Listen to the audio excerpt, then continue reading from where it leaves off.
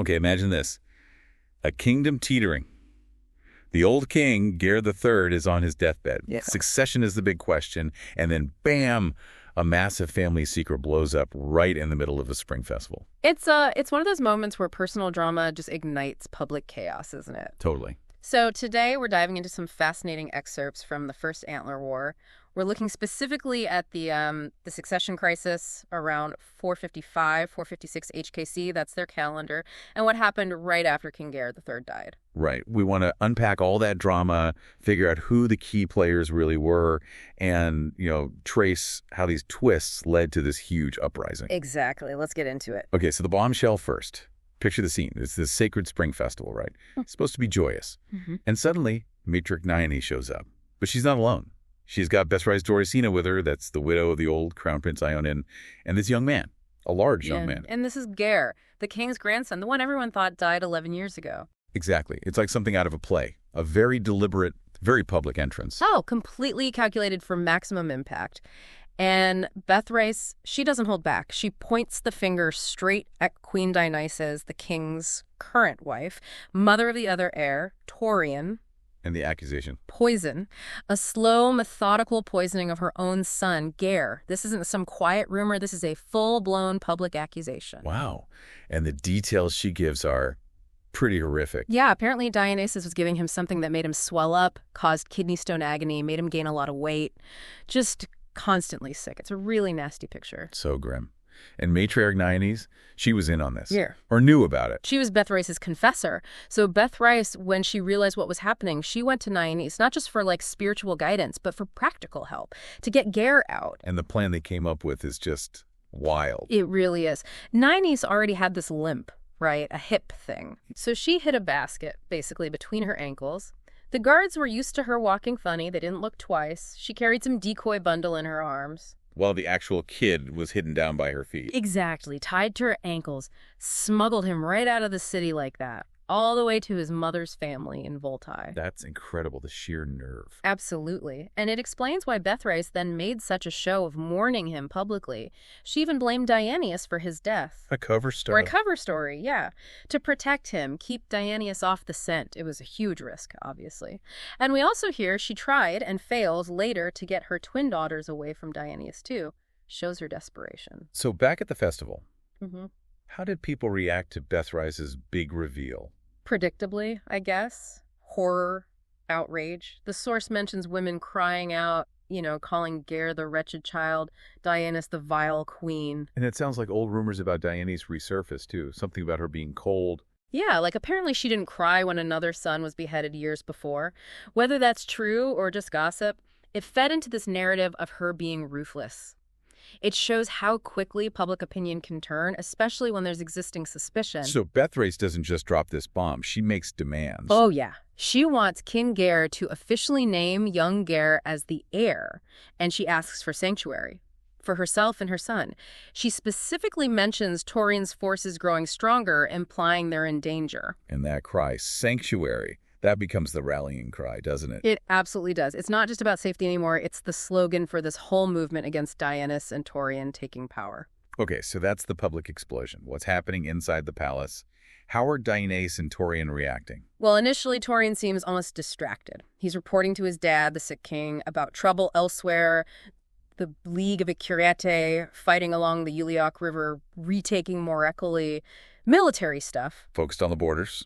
Exactly. We even get this little bit where the king, sounding really weak, asks if they're stretching themselves too thin in Lior. It's like this huge internal crisis is brewing, and Torian's looking outwards. Interesting disconnect. And then he talks to his mother, Dionysus.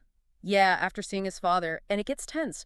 Right away, Dionysus brings up the king's emerald ring, the symbol of power. She's focused on succession. But Torian's hesitant. Very. Doesn't want to talk about it while his father's still breathing, basically. But Dionysus pushes. She asks him point blank how many men he brought to Chryselis. She's already thinking about securing power. Oh, definitely. And when Torian sort of cautiously asks if she's planning to, seize power, Yep. she slaps him. Wow. Yeah. It shows her temper, her frustration with him maybe not being decisive enough for her liking. And she lays into him verbally too, right? Yeah. Compares him to his brothers. Brutally. Says he doesn't have Ionan's wisdom or Golian's fiery wrath. Calls him a dull ember. Yeah. Ouch. And then she tells him Bethrais and Gare are back and demands, again, how many men did you bring? He explains his hands are tied because of Lior, but she's clearly not happy. So Torian hears about the commotion at the Basilica. Right, and he goes to check it out, tries to get inside, but the matriarch blocks him. Says she has to protect the child, protect the women seeking sanctuary there. A powerful stand. And there are lots of women there. Over 1,000, the text says. A huge gathering. Should have been a massive warning sign for Torian. But he doesn't see it that way. Apparently not. He dismisses it, calls it a childish spectacle, especially compared to the war in Lior. His plan, just wait it out. He thinks it'll just dissolve. Meanwhile, Dionysus is not waiting. Not at all. She orders the city watch to put up barricades around the basilica and positions crossbowmen. She's ready for a confrontation. Big difference in approach. Huge. Torian then pulls rank, crown prince, commander of the army, and orders the crossbowmen to stand down. Tries to dial back the immediate threat. But he leaves the barricades? He does, maybe trying to contain it without bloodshed, or maybe he's still underestimating it. It's a bit ambiguous. Okay, then things get even more tense between mother and son. Yeah, he finds out she dismissed the Ventaneras, the healers caring for his father. His paralyzed father. Exactly. He's furious. But Dionysus is cold about it, says they were sneaking letters to the matriarch, and besides, the king's paralyzed, he's become a liability. Chillingly pragmatic. That's Dionysus. So you see the split view. Torian thinks the real war is in Lior. Dionysus sees this protest in Chryselis as a potential forest fire. Torian wants to avoid bloodshed in the city, though. He seems adamant about that, yeah. He takes control of the city watch to prevent any escalation. And Dionysus approves. Surprisingly, yes. She seems to think he's handled it okay so far. And then she tells him her plan. Grab the treasury, get the king's ring, declare him king, now. Just like that. But then she actually produces the ring. She does. Pulls out the emerald ring, and Torian's immediate reaction is suspicion. He asks her straight up, did you kill him? And she denies it. Denies regicide, yeah. Claims she just took it off the king's finger since he was paralyzed. Anyway, not exactly reassuring. What does Torian do? He takes the ring and puts it back on his father's finger. And he recalls the Ventaneras, but puts them under guard. So is he protecting his father or isolating him? Or maybe both? It's unclear, isn't it? Protecting them from his mother, preventing them communicating with the matriarch. It adds this layer of complexity to Torian's actions. Okay, so the king is still alive, but barely. Torian's still hoping this Basilica protest just fades away. Right, but he's getting impatient, his father's lingering, and meanwhile, the news from the Liori front is bad. Strongholds falling. Phineas declares war against them. The pressure is mounting. External and internal crises colliding. Definitely. Torian wants to leave, go east, raise an army against Phineas, but Dionysus warns him off. Don't leave now, she says. The king could die any minute, and Bethrais is right here. And there's that nasty exchange about Gare. Yeah. Torian scoffs at the idea of nobles rallying behind a pumpkin, his lovely term for the overweight Gare. Charming. But Dionysus reminds him about influential figures like Lord Dorison, Bethrais' father. She understands the political threat better, perhaps. So Torian stays. He decides to wait, watches the protest, which actually seems to be shrinking a bit at this point. Until the king dies. On the 28th of Oevri. And the source notes Ventanera Elise was there, the one with the scarred cheek. Just a little detail grounding the moment. And the ring. Passed quickly. Elise gives it to Dionysus. Dionysus immediately gives it to Torian. A swift transfer. Very. Dionysus proclaims him Torian the Strong of Daconia. She's eager to summon the lords, thinks the Eastern armies love him, wants to make it official, fast. But Torian's still thinking about Lior. His mind seems to be there, yeah. Wants to get back to the war. And then Dionysus reveals she has a sealed scroll, presumably the king's will, but she advises against summoning the lords to Chryselis. Not with the protests still simmering. They need another venue, she says. Still nervous about the situation in the capital. But the king's death doesn't quiet things down. Quite the opposite. The news breaks and the protest explodes. Thousands pour into the square, women and men this time. They take over the barricades. It's a massive resurgence. They probably should have seen that coming. You'd think so. Dionysus' reaction is immediate. We need more troops. She writes to her nephew, the Count of Echequa, and crucially, she frames it. She tells them this is a rebellion stirred up by Leori agents. Deflecting blame, painting it as foreign interference. Classic move, trying to delegitimize the protesters in the eyes of her potential allies. And the source says this is where the Tauphin uprising really begins. Explicitly. These events, the reveal, the power plays, the king's death, Dionysus' reaction, they are the seeds being sown for that massive conflict. So just to wrap up, we've got this explosive revelation about a hidden heir, accusations of poisoning, intense maneuvering by Queen Dionysus and Prince Torian, each seeing threats differently. And then the king's death acts like gasoline on the fire, turning that protest into a full-blown uprising, framed by Dionysus as foreign meddling. It gives you, the listener, this incredible insight into the tangle of family secrets, raw politics, and popular anger that kicked off the First Antler War. Absolutely. And maybe something for you to think about is the motivations here. You have Bethrice, justice, maternal love, revenge, Dionysus protecting her son, her own power, maybe hiding something, and a Torian duty, ambition, maybe a bit naive about the situation at home. Whose actions resonate most? Yeah. And how different might things have been if just one of them had chosen another path at any of these critical moments? Yeah, it really makes you think about how history turns on these individual choices and perceptions, doesn't it? Okay, so King Geir III of Daconia is dead. His son, Prince Torian, is supposed to inherit. Supposed to, yeah. But things get complicated fast. Right, because Bethrice Dorsina, she's the widow of Torian's deceased brother, she suddenly announces her son Geir is alive. Not just alive, but that he was poisoned years back, allegedly by Queen Dionysus herself. Wow. And this has kicked off a whole movement, right, with the Ventinary backing Bethrice and young Geir. Exactly. Stirring up serious trouble in the capital, Chryselis. Okay, for this deep dive, we're actually going to shift gears a bit. We're moving away from the immediate crisis in Chryselis. Yeah. We're looking at how the ripples spread, specifically how this news hits Queen Dionysus' nephew, Count Lofein the Tauphin, over to his place. Ah, the Tauphyns. We've got that excerpt from Chapter 2, the Tauphyns, right?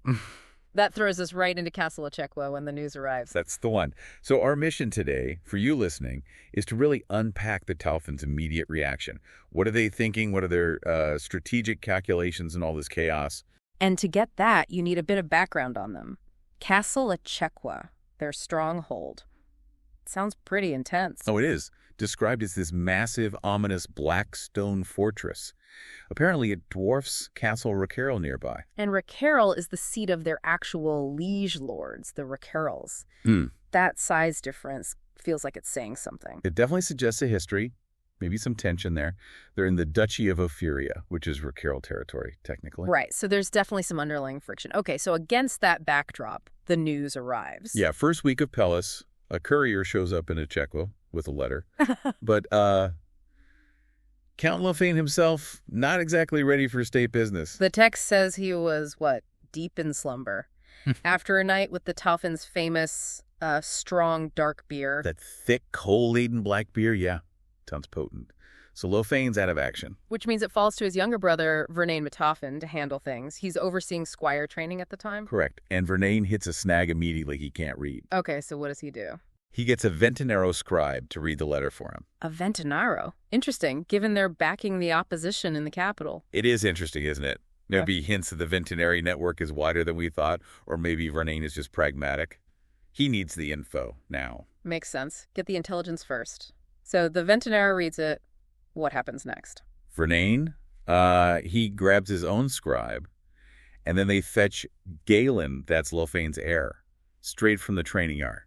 Even though Galen's apparently got a bleeding lip from sparring. Yeah, no time to waste. They rush into the main hall. And find Count Lofein where, exactly? Amidst the wreckage of the previous night's party, bottles, overturned furniture, the works. Lofein's passed out. Right. So how do they wake the Count? The text describes it pretty vividly. Yeah, it's direct. They throw a wooden shoe at his head. Oh, okay, that probably worked. It certainly got a reaction. He leaps up serious, grabs his sword, starts smashing things. Seems like a typical morning routine, almost. He sounds volatile, but his first thought isn't about the letter, is it? It's about the Raquerles. Exactly. Before he even knows what's going on, he assumes they're under attack from Castle Raquerles. Which is less than 50 miles away, right? Separated by the tongue of Luicarn and Lake Filian. That's right, and it just screams volumes about the bad blood there. The text gives the history, too, doesn't it? King Ione and the Unifier took the Duchy of Ophyria from the Tauphyns centuries ago. Yep, back in 324 HKC, stripped it from them and handed it to the Raquerles. Who used to be pagan lords, to rub salt in the wound. Precisely. So for Lofein, this is an ancient history. It's a raw nerve. It explains everything about his paranoia and his priorities. That image we have, those tough-looking warriors, it fits this whole picture. Absolutely. A constant state of readiness, or at least hostility. So in the middle of this chaos, Vërnane finally gets the news through to him. Right. King Gair's dead. Torian's king now. And Lofein's reaction, is it, oh no, poor Uncle Gair or long live King Torian? Not quite. His immediate reaction is pretty self-serving. Let me guess. Ophyria. Abgo. Yeah. He immediately thinks, good, Torian will give us Ophyria back. That's his only focus. So his priorities are crystal clear. Then Vërnane has to deliver the rest of the news from the Queen's letter. Yeah, the awkward part. He explains about the uprising in Chryselis, these wealthy burghers, the Uliniari, rallying with Sage Loyaran behind young Gair's claim. And Queen Dievis is worried her troops in the capital might not be enough. Exactly. She needs Lofein's help. She's asking him to bring his forces to Chryselis to secure Torian's throne. Okay, so Lofein, fresh off assuming Torian owes him Ophyria, how does he take this request for help? Predictably, he flat out refuses. No way.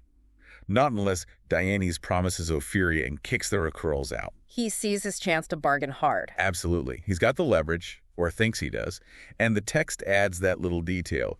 The Tauphyns forge new swords for their men every fortnight. Wow, so they are constantly armed to the teeth and ready for a fight. Violence is just normal. Seems like it. It underlines his position. We have the strength you need. Pay up. But Vërnane, the younger brother, he sees it differently. He pushes back. He does. Vërnane's thinking more strategically, maybe more long-term. What's his argument?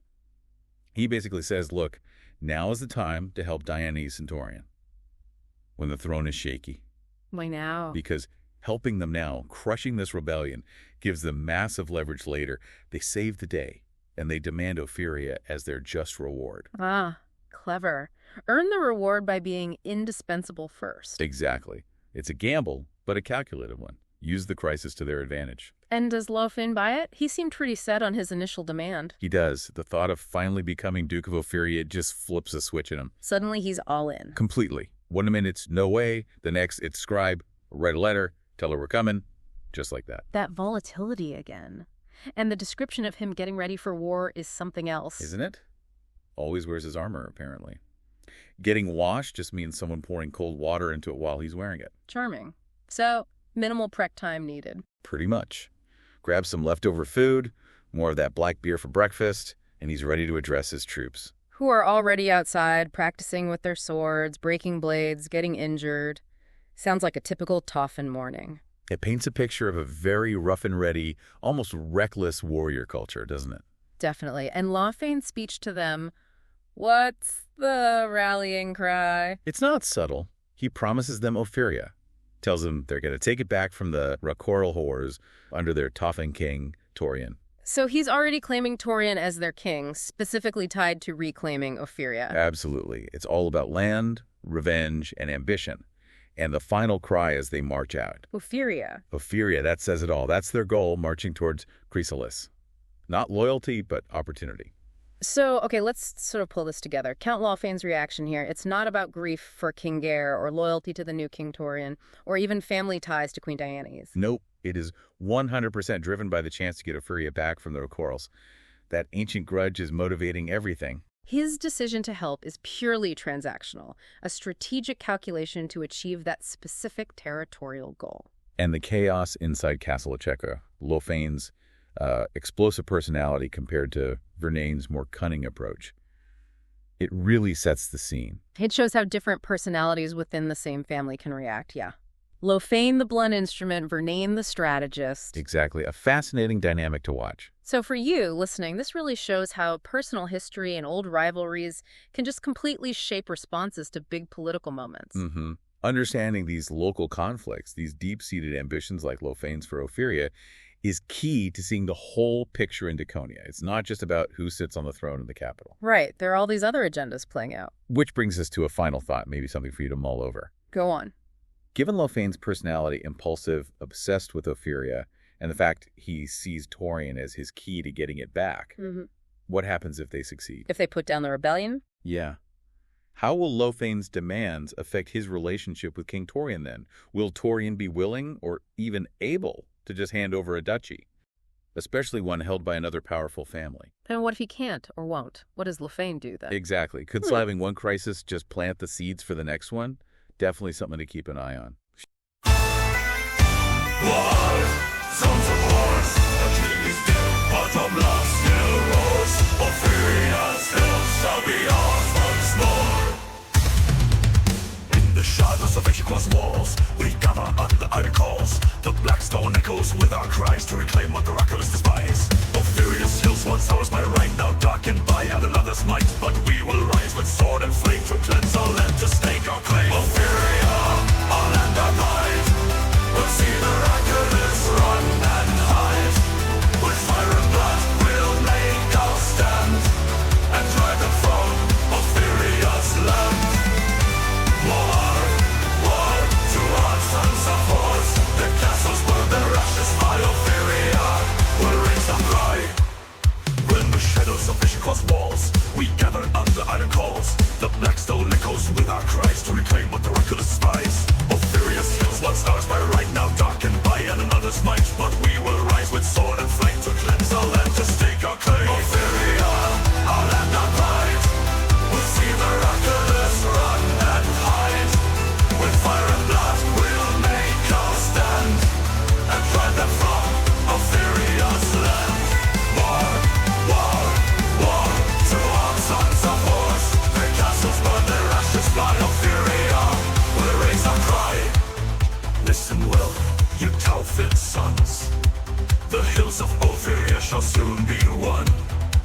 With each swing of sword and crash of shield, we'll sow the fire and reap the yield. Onward, onward through the night, our battles flying bold and bright. The cries of war, the clashing steel. For Ophyria's freedom we shall not yield.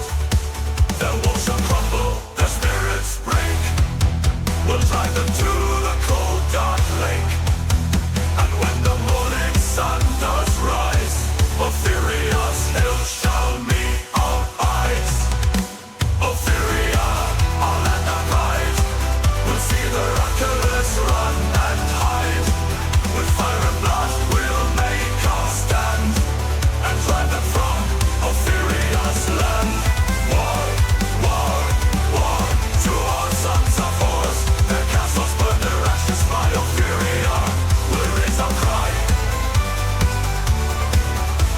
Ophyria's hills are sacred ground. With Tauphin blood they shall be crowned. So march my kin and fight with fire. Ophyria calls and never tire us.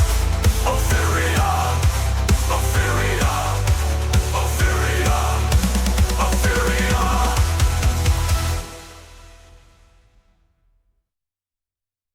Welcome to the deep dive. Good to be here. Today we're plunging directly into what feels like a really pivotal moment. We're looking at a succession crisis in the fictional Kingdom of Daconia ride. Right. Year 455 of their High King's calendar. Exactly. And it kicks off because King Geir III has died, which, throws the realm into immediate turmoil. Totally. His designated heir, Prince Torian, he's actually being recalled from war, so you'd think, okay, he's next in line. Seems straightforward on the surface. But yeah, this is anything but simple. Right, because just as everyone's sort of bracing for Torian's coronation, bang, a huge complication. The grandson. Yeah, Geir's grandson, also called Geir, who everyone thought was dead, he reappears. And not just him. His mother, Bethrice, is with him. And she comes with this incredibly heavy accusation that Queen Dievis, Who is Torian's mother. exactly, Yeah. that Dievis tried to poison young Geir years back. So suddenly that clear line of succession shattered. Yeah, completely upended. So to really get a handle on this, we're going to lean heavily on excerpts from Chapter 3, The True Will of King Geir. Okay. This part details the king's funeral, the late King Geir III, and crucially, the reading of his will. Or wills, maybe. Interesting. And we also have some character background, right, from earlier chapters. We do. Context on the relationships, the tensions that have been simmering, beneath the surface for a while, and now they're just exploding. Okay. So For you listening, the mission today is really to understand who the key players are in this whole drama. What are their conflicting claims? Why are they fighting? And what happens, like, immediately after the king's true will gets revealed? Yeah, we want to dissect that delicate balance of power and really highlight the potential for conflict here. It feels very real. Okay, so where do we start? The gathering. Let's start there. The initial focus is this gathering at Callie. It's a city maybe 75 miles or so west of Chryselis, the capital. And Queen Dievis chose this spot for the funeral pyre. Seems strategic, doesn't it? Yeah. Maybe to keep any immediate unrest away from the capital after Bethrice showed up. Makes sense. And what really jumps out from the sources is just the sheer power concentrated there. Absolutely. You've got the realm's most powerful lords all turning up with their bannermen, their armies. It's a real show of force. Definitely. And among them, a few key figures really stand out. Like Duke Courtier Dorzan. Exactly. He's described as incredibly wealthy, formidable, and he has this major grudge against Queen Dievis. Because of his daughter Bethrice's accusations about the poisoning attempt. That's the core of it. But the sources also mention him refusing a betrothal way back, involving Prince Ionan's daughter, Sophris. Oh, right. She died in the Leori War about 14 years prior. Yeah, so it suggests this isn't new friction. There's maybe some long-held resentment towards the royal family there, ready to flare up now. Okay, so Courtier is one to watch. Who else? Then there's Duke Valiant Vichambois, known for his valor, his bravery. And he's allied with Torian, isn't he? Torian married his daughter, Ubrois. He did. So Valkyrie looks like he could be a stabilizing force, maybe a potential mediator in all this rising tension. A voice of reason, perhaps? Perhaps. And then, quite dramatically, Duchess Kiris Raquerles arrives. With 50 Skydina warriors. Oh. Led by her granddaughter, Dievis. That's quite an entrance. It is. She rules Ophyria. Her authority is significant. And what's interesting is her past connection to Duke Courtier. From the Leori conquest. Yeah, they fought together. So that shared history adds another layer to this whole web of loyalties and maybe old debts. It's complicated. Very. And the sources say Kiris talks with Queen Dievis about Torian succession, obviously, but she also brings up her own problems. Grievances against Count Lafayne. Desecration of the Tulin Brook, stealing Skydina foals, real issues for her people. And how does Dievis react? She tries to placate Kiris, but she's also skeptical about Lovanne, which is interesting. Yeah, why would she be skeptical? Maybe she knows something or has her own plans involving him. Could be. It makes you wonder. But amidst all this, political maneuvering, there's also this quick human moment. Torian meeting his family. Yeah. His wife Ubrois, their kids, including their son Amer, who's 14, and squiring for Duke Valkyr. Just a brief glimpse of family life before the storm hits. Right. So after these arrivals, we get the pyre ceremony itself. Very solemn. Down by the Vale River. It's this big public display of mourning, but also, maybe strategically, a chance for the lords to publicly vow mutual support. Presenting a united front, even if it's fragile underneath. Exactly. And that leads directly to the assembly in the basilica. Everyone's waiting for the king's will to be read. The anticipation must have been huge. Okay, and this is where it gets really dramatic. The reading of the wills. Yeah. Plural. Yes. So the first we'll read out is the one everyone expects. It names Torian as the rightful king. Standard procedure, seemingly. Relief all around for his supporters, presumably. Huge relief for Dievis, you'd imagine. But then, Yeah. the text drops this bombshell. That she forged it. Forged the document herself. Just like that. Wow. That is incredibly risky. What does that tell you? The stakes are immense, right? Yeah. And the lengths she'd go to. It suggests maybe Torian's claim wasn't rock solid even before the grandson reappeared. She felt she needed this forgery. So her relief at hearing the forge will read must have lasted about 2 seconds. Pretty much. Because Duke Courtier immediately intervenes, says there's another matter, something brought by the king's own confessor. Oh, boy. You can just picture the scene. Dievis going pale, gripping her chair. Yeah, the text notes her reaction. Tightened grip, paleness. She knows this isn't good. And then Elisa arrives. Elise. Aventinera. She was Geir's scribe, his caretaker near the end. And she's carrying The true will. the true will. And Dienis' reaction to Elise herself is intense. Pure anger. Why? Is there history there? There is. We learned Dienis and Torian clashed before about Elise leaving court, apparently to protect her family back in Cybri. Okay. And then this little detail. Elise's mother was a former lover of King Geir. Hmm. Before Dienis, as the text puts it, shaped him. Ah. So there's personal history, jealousy, maybe resentment, all mixed in with Elise now holding the key to the kingdom's future. Exactly. Layers upon layers. So Elise steps forward, and the true will is read. And this changes everything. What does it actually say? Well, first it feels like King Gare speaking from beyond the grave. He starts by acknowledging the proper laws of succession. Ionan, his eldest son, then Ionan's son, young Gare, then Golian, the next son, and only then Torian, the surviving brother. So it confirms the traditional order. It does. And then, crucially, it explicitly confirms young Gare is alive. Wow. And it validates Bethrice's accusations. It says Matriarch Nionus of Chryselis, a respected figure, gave them sanctuary and vouches for them. That adds serious weight to their claim. It's not just rumor anymore. Definitely not. But Gare also makes a point of praising Torian, acknowledges his leadership in the Uliniari War, his service. So he's not just dismissing Torian out of hand. No, but then he invokes this specific legal precedent. Which one? That the eldest son's male descendant, so young Gare has a stronger claim than the eldest surviving brother Torian. And why invoke that specifically? The will says it's to prevent kinslaying and civil strife. It really suggests Gare foresaw this exact conflict brewing between his brother and grandson's lines. He was trying to head off a civil war from his deathbed.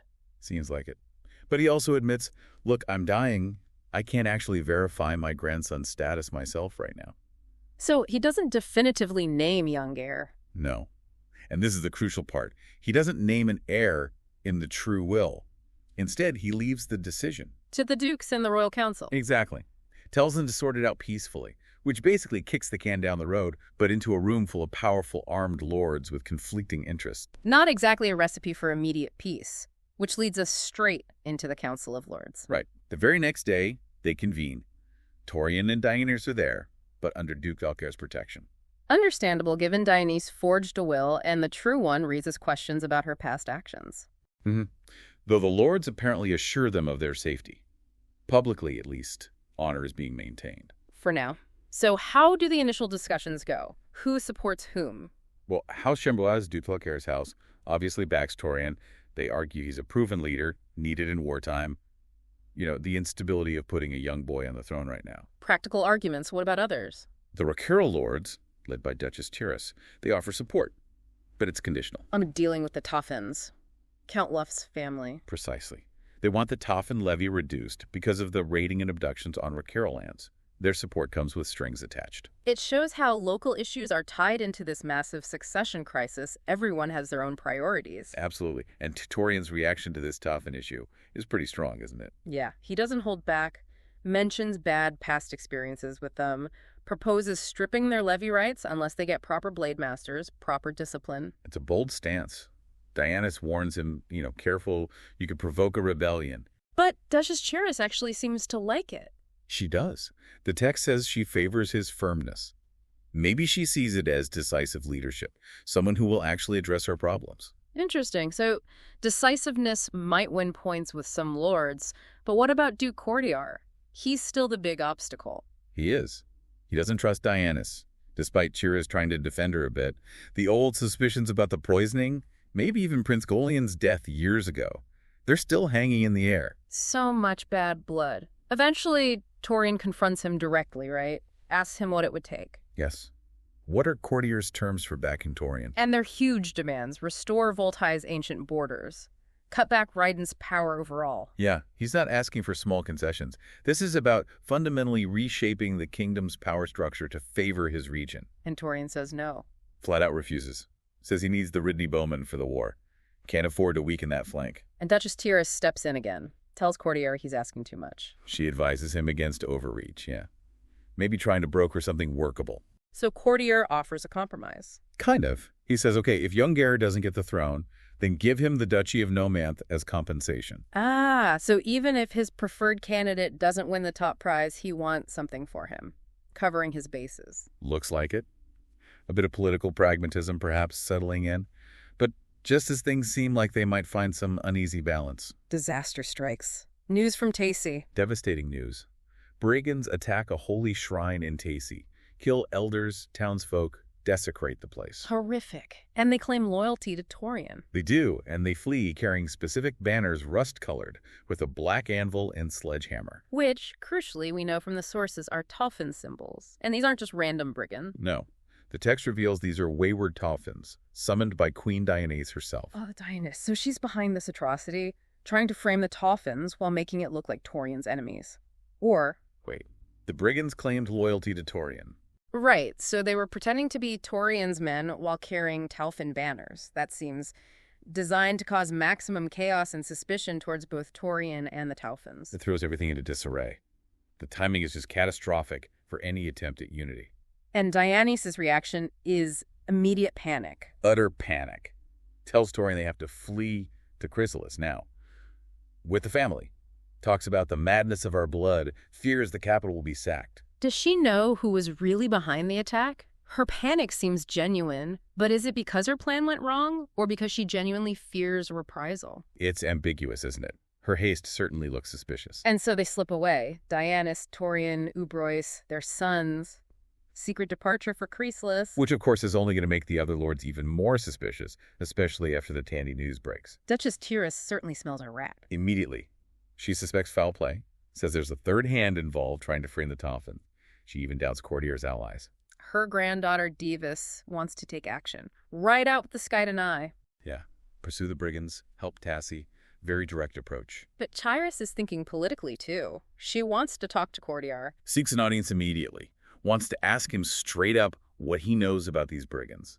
Setting up a major confrontation. So that's where we leave it for this part of the deep dive. The kingdom is just teetering. On a knife's edge? Absolutely. Old grudges, a new claimant, betrayal, violence. Yeah. It's all boiling over. Okay, let's quickly recap the key points for everyone listening. King Gair's death definitely triggered a massive succession crisis. Fueled by that reappearance of the grandson, young Gair, and the really serious accusations against Queen Dionys. Plus, you have these long-running tensions between powerful lords like Duke Courtier and the royals. And now this horrifying attack in Tassie, throwing fuel on the fire. And the king's true will, far from settling things, just made everything more uncertain, more suspicious. Yeah, it definitely didn't solve the problem. Which leaves us with some big unanswered questions. Like, who really was behind the Tassie attack? What was their actual goal? Will the lords manage to unite behind Torian?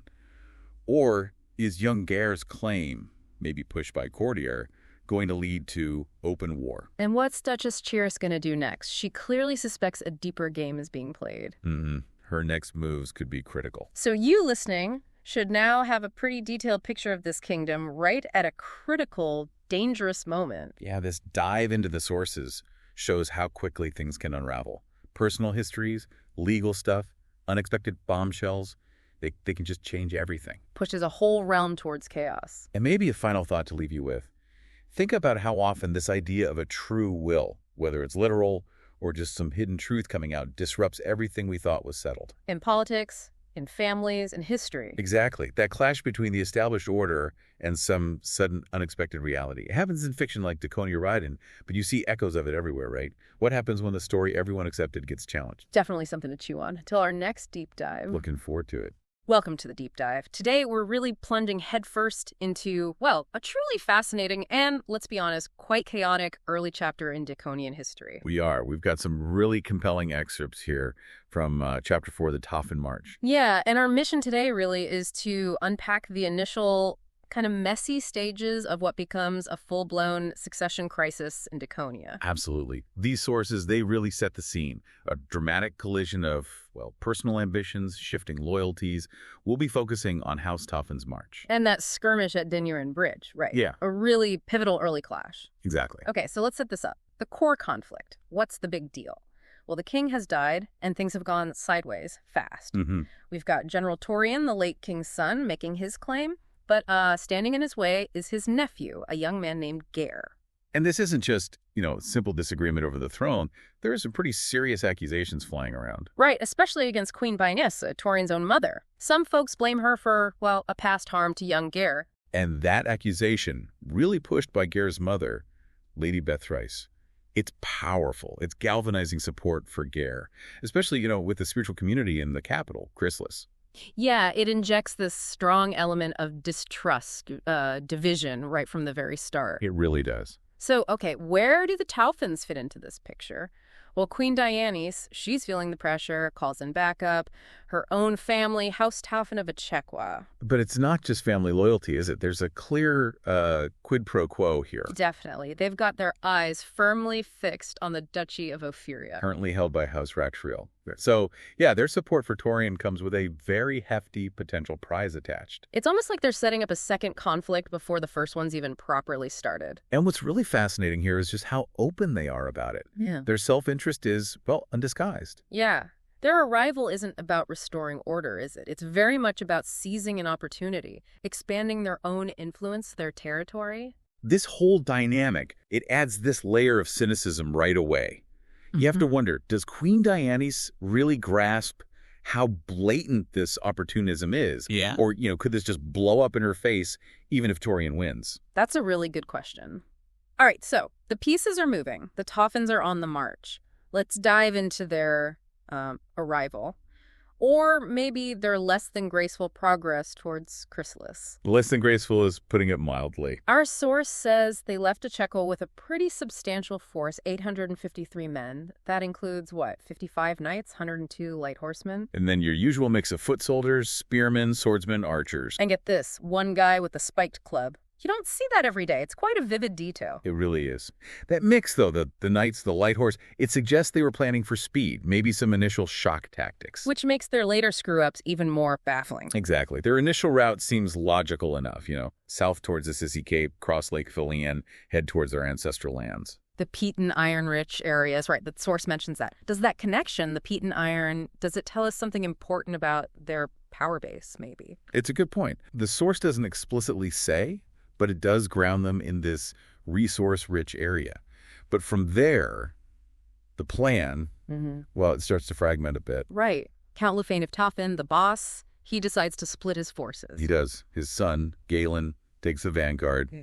His job, secure Chryselis, rally support for Torian, maybe even take command. Well, Lufane leads the main group, and his brother Vëiara takes the rear guard. And this division, maybe it looked good on paper, but it immediately exposed a critical weakness. And that weakness was, well, it sounds almost unbelievable. They didn't bring enough supplies, especially water. In the summer heat. It's such a basic error. How does this kind of incompetence, right at the top, how does it foreshadow what's coming? It's staggering, really. It points to maybe arrogance. Yeah. Overconfidence. Like they were so focused on the fighting ahead, they forgot the basics. Yeah, just getting there. And this lack of foresight, it's going to have huge consequences, as we'll see. It certainly does. So their arrival at Crestmere is, well, let's just say it wasn't exactly a PR win. No. They show up at the walls, chanting this incredibly aggressive war cry. What was it? War, war, war, to arms, sons of whores, their castles burn. Their ashes fly, Ophyria, will raise our cry. Yeah, it's quite something. Not exactly the words of friendly allies, are they? Hardly. It's aggressive, it's taunting, and that mention of Ophyria just screams their real motive. That's not the language of liberators. Unsurprisingly, the folks inside Crestmere, the source, mentions the Uliniari and Amatiniari, the merchant guilds. They weren't rolling out the welcome mat. No, they'd heard the rumors about the succession crisis, and then this rowdy armed mob shows up chanting about burning castles. The gates stayed shut. Firmly, even when Galen tried to smooth things over. And these guilds, they're usually neutral, right? Yeah. Which makes their reaction even more telling. They saw the Tauphyns as a threat. Absolutely. The fear of the unknown, especially in unstable times like these, any big armed group is suspect. Especially one acting like that. So, denied entry, what do the Tauphyns do? They decide to resupply from the nearby villages. Which sounds like a polite way of saying they went looting. Pretty much. And it seems the timing was, well, unfortunate for the villagers. They just had the solstice feast. So plenty of food, plenty of drink. The source mentions this honey-sweetened beer from Vëiara. Actually sounds quite nice. It probably was. But this abundance, it was a double-edged sword for the Tauphyns. Yes, they got supplies, but discipline just completely broke down. Yeah, it turned into outright plunder. It paints a really grim picture. Not just taking food, but slaughtering livestock, leaving carcasses to rot. And worse, reports of abusing the local women. So much for being noble supporters of the queen. Exactly. Any goodwill they might have hoped for, gone. They look like invaders just focused on themselves, capable of real brutality. It just shows how fast things are spiraling, doesn't it? Beyond just politics. Definitely. And then there's that really bizarre incident in Vëiara. Oh yeah, the cow. A Tauphin militiaman somehow gets himself killed by a cow. Incredible, isn't it? And his comrades. No remorse. They just looted his uniform and left his body. It's almost darkly funny if it wasn't so callous. What does that even say about them? It says a lot about the lack of unity, the disregard for life in that group. This wasn't some disciplined, noble force. Not at all. Okay, so all this drunken chaos, this looting and violence, it doesn't go unnoticed. The locals in Chryselians, they've had enough. Right. The local militia, led by the castle captain, decides to hit back. A night attack. Talk about a rude awakening for the Tauphyns. Scattered, drunk. It shows the direct consequences, doesn't it? Their actions provoked a response. They turned potential neutrals into active enemies. The fight sounds like pure chaos. Tauphyns had more men, better gear, but they were disorganized, drunk. Which kind of leveled the playing field. The defenders fought hard before pulling back to the city. But not without cost.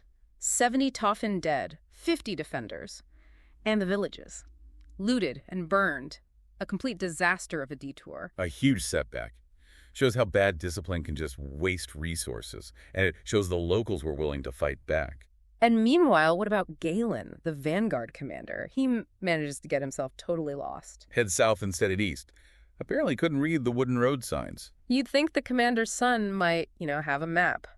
Or ask directions. It's almost unbelievable. What does that level of just sheer incompetence suggest about Tauphin leadership? Not much good, that's for sure. His inability to read simple signs points to a much bigger lack of awareness, doesn't it? It really does. So completely off course, Galen and his group stumble upon the city of Cassie. Sees a castle, thinks, "Ah, Chryselis, finally!" And then in this bizarre twist, the guards at the gate let them in because they support Torian. You couldn't write it. Pure irony. His incompetence accidentally leads him somewhere friendly.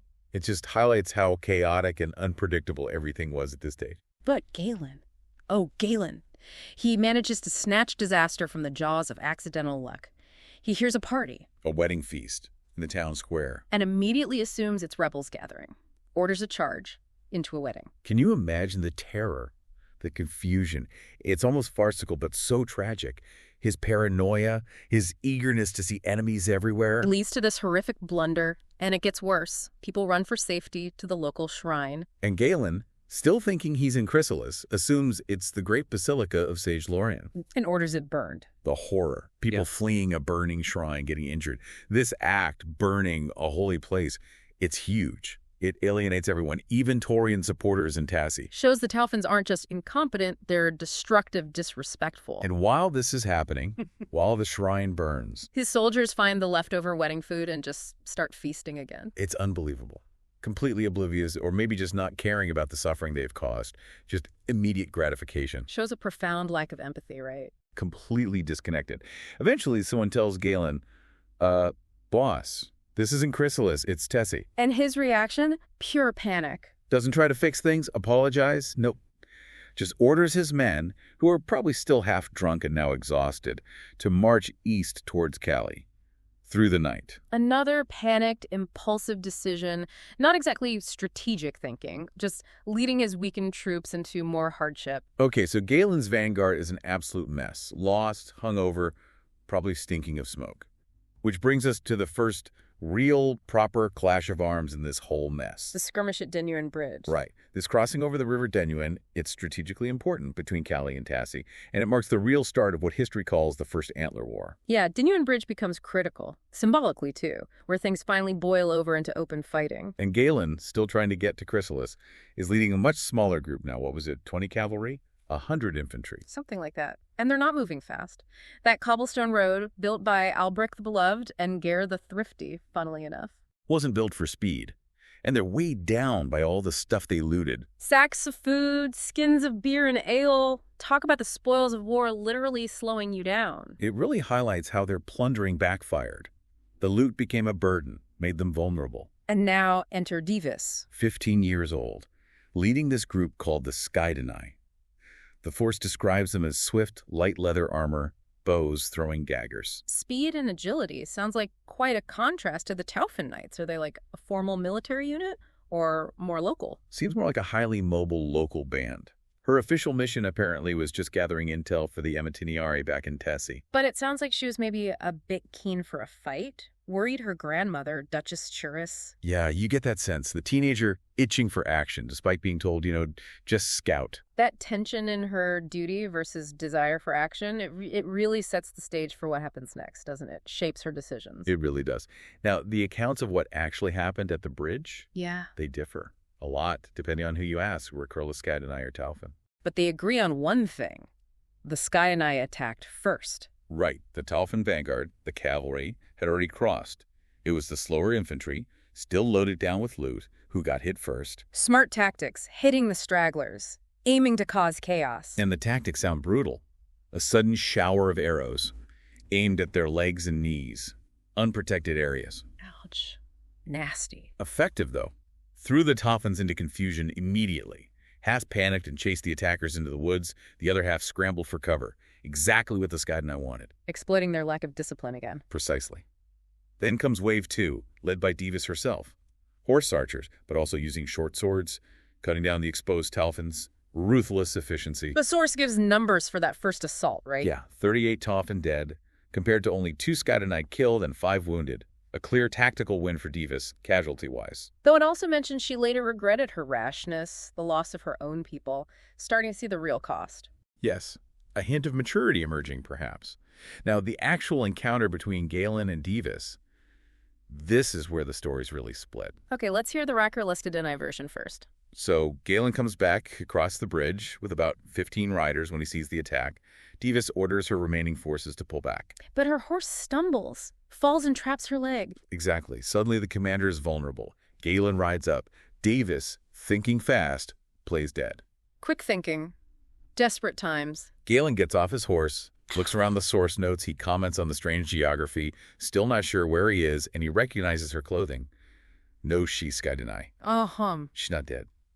She lashes out with a hidden dagger, slashes his face. Wow, talk about a surprise attack. Shows her cunning. A real struggle follows. Galen draws his sword. Dievis pretends to faint again. She's really good at this. And then, bang, stabs him in the thigh with another hidden weapon, a blade in her boot. This girl is armed to the teeth, and clearly formidable. He drops his sword in shock and pain. She grabs it, beheads him, just like that. Declares it a sentence for rebellion. A brutal end for Galen. And then she puts her injured horse out of its misery. A strange mix of brutality and compassion. It's a stark moment. Defines her character, maybe. Now, the Tauphin version. Right. I bet it's different. Just a bit.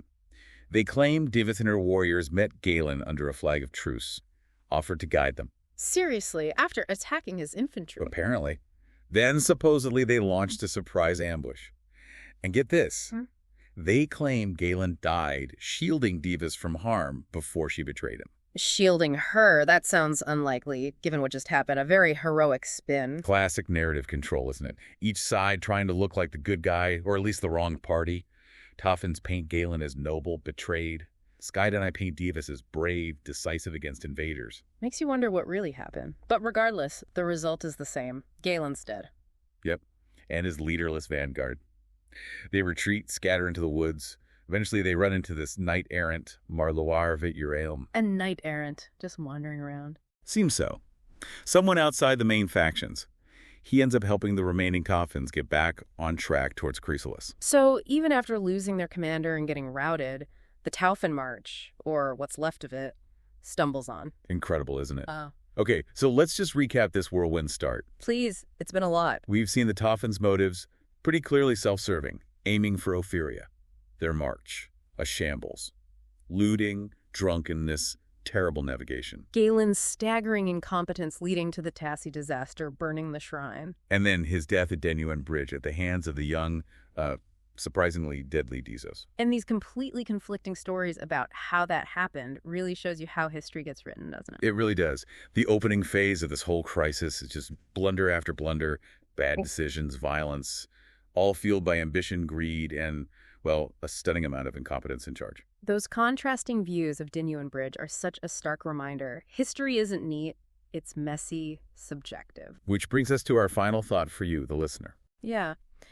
Thinking about all these mistakes, these miscalculations, these different stories, what does it tell us about how conflicts just escalate? Sometimes from seemingly small things. And maybe more importantly, what does it suggest about how those events get recorded? How they're remembered, twisted, used to shape the narratives long after. It's definitely something to chew on. Thanks for taking this deep dive with us today. Ooh, the Tauphyns marched through golden fields with armor bright and swords to wield, but forgot their water, food, and sense, and so began their wild expense.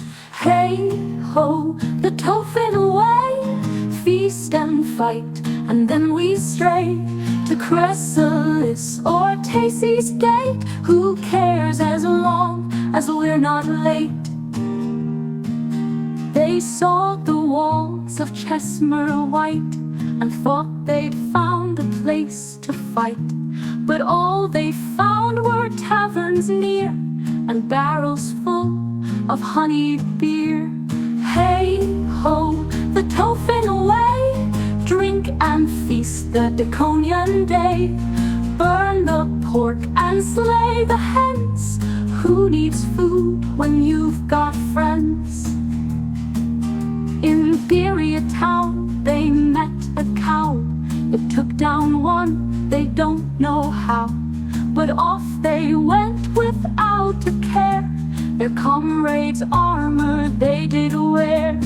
Hey ho, the Tauphin way, steal your mates and run away.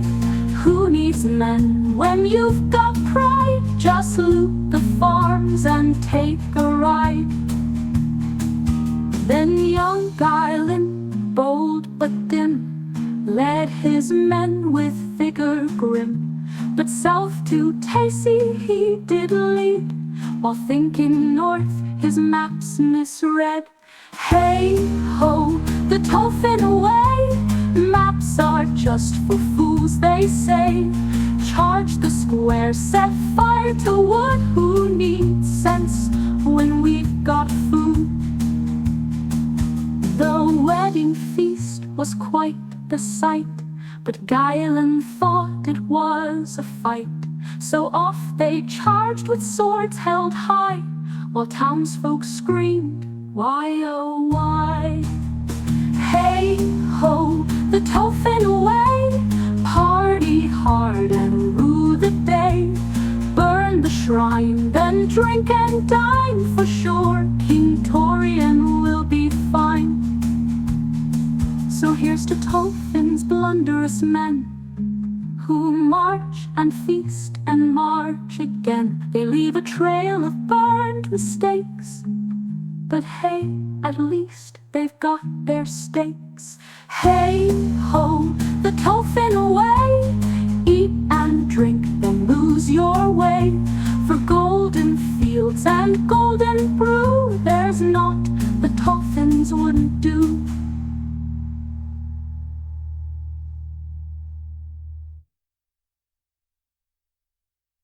Welcome to the deep dive. Today, we're jumping straight into, well, a really pivotal moment in the Daconian succession crisis.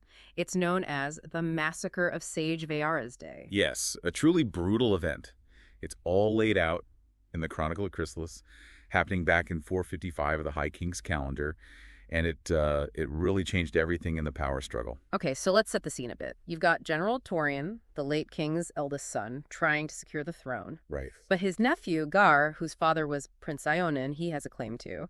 And Gar's got this sanctuary movement backing him. Plus, his mother, Lady Bethrice, she's convinced Queen Dievis, Torian's mother, tried to poison Gar years before. It's incredibly complicated already, isn't it? And then Queen Dievis calls in her own family, House Tauphin from Chequa, for support. Ah, but not just for support. Not entirely, no. They have their own agenda. They're marching on Chryselis, the capital, but they've got their eyes firmly set on acquiring the Duchy of Ophyria. Okay, so multiple players, clashing ambitions, all converging on the capital. Precisely. A recipe for trouble. So our mission today in this deep dive is to really unpack what ignited this massacre. We want to understand who was involved, what happened minute by minute almost on that specific day, the 29th of Pelis, according to the Chronicle. And by digging into this, you'll get a much clearer picture of how misunderstandings and these raw power plays can just explode into violence. Let's start with the Tauphyns arriving. The Chronicle says remnants of their army, led by Duke Lofein, they show up at the city gates. Yes, and Commander Brylan, he's the guy in charge of the city defenses. He's caught a bit off guard. Seems he wasn't entirely sure what his orders were concerning them. That uncertainty seems key.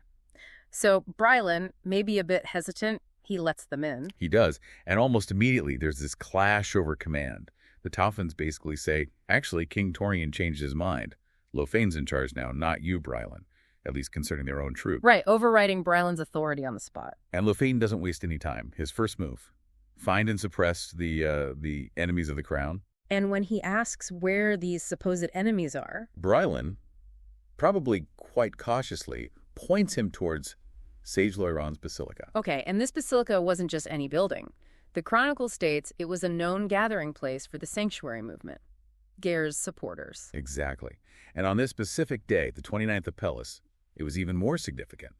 Matriarch Neonice, a major religious figure, was leading about 1,600 people in a procession. A procession for who? For Sage Vëiara, a really revered figure in their faith, a Ventinera.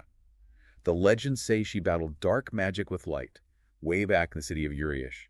Deeply important. And there was a ritual object involved too, wasn't there? An orb. Yes, a crystal orb filled with water from the basilica's holy spring. It was being passed around. People would touch it to their foreheads, seeking Vëiara's force. Foresight. Ironic, given Vëiara herself was said to have lost her sight in service. A very poignant detail, yes. Now, Commander Brylan, seeing Lofeyn heading that way, he actually tries to intervene. How so? He advises Lofeyn, look, be careful. He reminds him the king's orders were clear. Only step in if the city watch, the palace, or the marketplace are directly threatened. Peaceful prayers aren't a threat. So Brylan's trying to stick to the rules, trying to de-escalate. It seems so. But Lofeyn just brushes him off. He insists, no, we're in charge now. We're here to crush rebellion. And he mentions Ophyria again. He does. He basically throws King Torian's promise in Brylan's face, Ophyria, for loyalty, with a sort of or else implication hanging in the air. So this duchy of Ophyria, what was the big deal? Why did they want it so badly? Well, the Chronicle paints it as strategically crucial. Controlled key trade routes, had rich lands, basically a major prize. That ambition is really driving Lofeyn here. Okay, that makes their eagerness. Well, it makes more sense, even if it's ruthless. So Brylan's stuck. Completely stuck. The Chronicle mentions he actually considered resisting Lofeyn. But the Tauphyns were heavily armed. Iron-tipped rods, swords, leather cuirasses. They seriously outnumbered Brylan's city watch. So, faced with superior force and maybe unclear orders from the king? He yields. He allows a contingent, the Chronicle says 188 Tauphin soldiers, to head towards the Basilica Square. And that's where things really start to unravel. Terribly so. As they approach the square, Lofeyn himself seems agitated. He's looking around, apparently searching for a son who he thought had arrived earlier. So he's already stressed, distracted maybe. Seems likely. And then he sees them, the effigies in the procession, figures of Sage Vëiara hanging upside down with red bands tied around them. Which the Chronicle explains is symbolic, right? The red bands signify her martyrdom. Exactly. It's a symbol of devotion, of her sacrifice. Right. But Lofeyn, he sees something totally different. What does he think he's seeing? He sees figures hanging upside down, marked in red, and he immediately thinks they're dead bodies. Slain loyalists of King Torian, maybe even his own Tauphin soldiers. Oh no, just a complete catastrophic misunderstanding of religious symbolism. Absolutely devastating. Yeah. And in that moment, fueled by that mistaken belief and maybe his anxiety about his son, he snaps. He shouts, Ophyria! Yes, that single word, his prize. And then his knights charge, straight at the basilica. The Chronicle even notes some horses stumble on the stones. It's that sudden, that chaotic. Just awful. A misunderstanding turns into an attack. It shows how thin the ice was. It really does. Though interestingly, the Chronicle suggests the first wave wasn't swords drawn immediately. It was more shouting. Shouting what? Slogans. Ophyria. Again, long live King Torian. Yeah. And the really nasty one, death to Raquerles rats. A derogatory term for Geir's supporters. So intimidation first, but still, armed men charging a religious gathering. It's terrifying. Absolutely. And Matriarch Neonice, she reacts with incredible bravery. She and other Ventineras, they form a human chain right in front of the doors. Blocking the entrance. Yes, and they start chanting a hymn to the All-Father. The crowd behind them, mostly women, they pick it up, chanting Sanctuary. A powerful image. Peaceful resistance. What about others in the square? The Chronicle mentions the common folk. The merchants, Uliniari and Amatiniari, they're just watching, curious, but also wary. They know things are unstable. Then Lofeyn confronts Neonice directly. He does. orders her to break the chain. He's yelling about rebels hiding inside, that the city's a battleground, completely failing to see he's the one making it a battleground. Utterly blind to his own actions. Seems so. Then his soldiers start getting physical, trying to push the crowd back, declaring a curfew on the spot. So it's escalating from shouts to force. And Iones shouts back at him, something like, "You shall not enter Allfather's house in armor and with swords." The Chronicle points out Lofein is bristling with weapons, multiple swords. It emphasizes the sacrilege. And Lofein still doesn't get it? Apparently not. He actually asks, what's inside there? He's no idea. Lady Bethries and young Gar are taking refuge inside. Wow, he's completely clueless about the real situation. And then comes the spark. A voice from a window somewhere nearby yells out, "The king is inside there, you brutish blood knight." The king, meaning Gar. Presumably. But of course, the Tauphyns hear the king. And think it means their king, Torian. Exactly. One of Lofein's soldiers immediately shouts, "They have captured the king." Oh, that's it. That's the final misunderstanding that ignites the fuse. That seems to be the point of no return. Now, the Chronicle gives two very different stories about what happens next. How so?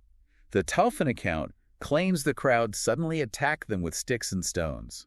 But the Chryselis citizens... They swore the Tauphins just drew swords without warning and started hacking at the unarmed worshippers. Completely different versions. Does the Chronicle lean one way or explain the difference?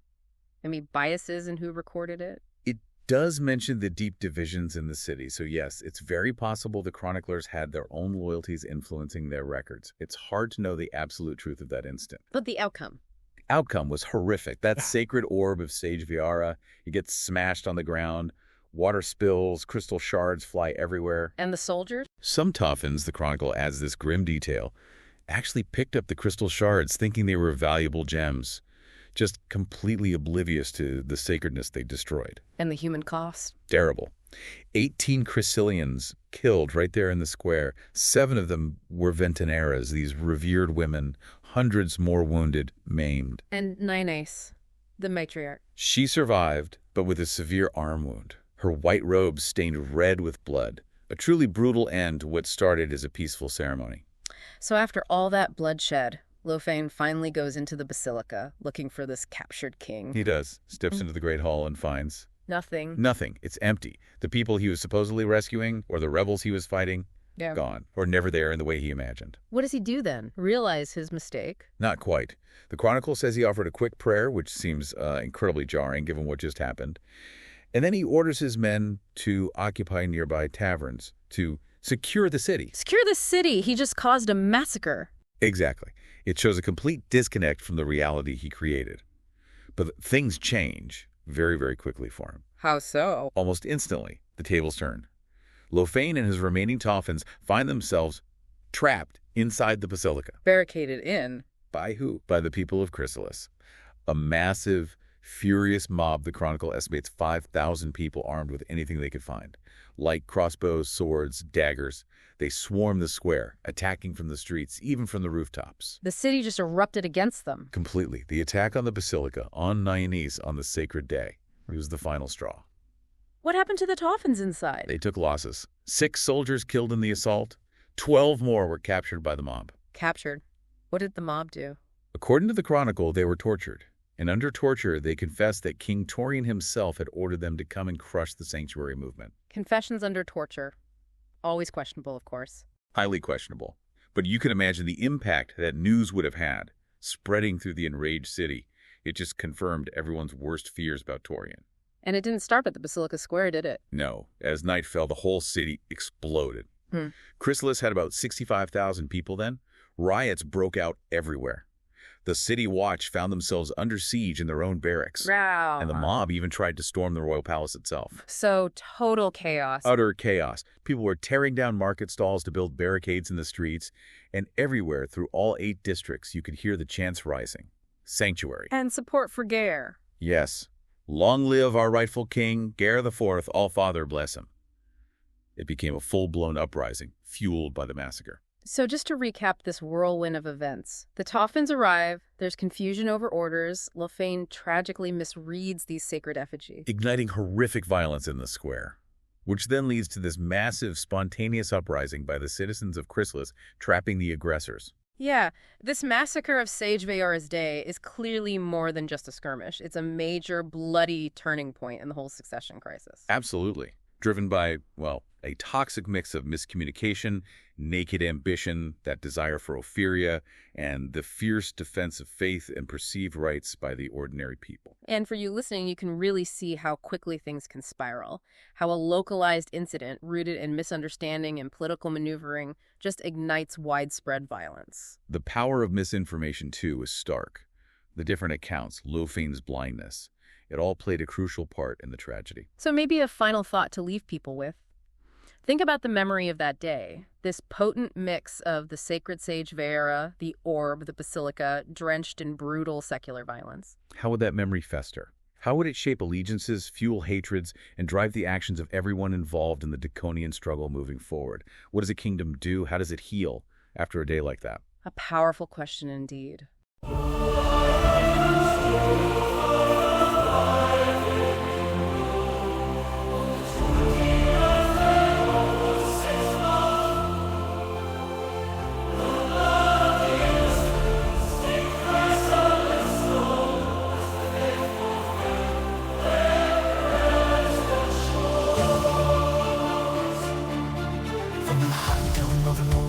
Hallowed hall came a procession of peace. Their voices a call to the All-Father above for guidance and grace. But the Tauphyns swords turned that sacred place as we all hung from by Elector's cruel height, blinded and broken yet bathed in light. So too did the faithful of Chryselis stand, unarmed in peace with the orb in hand.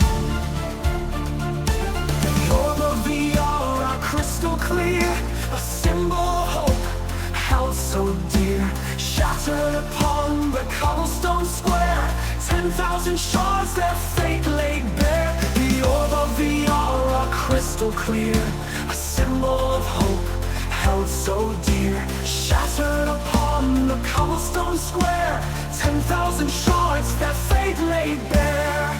Hey Lord,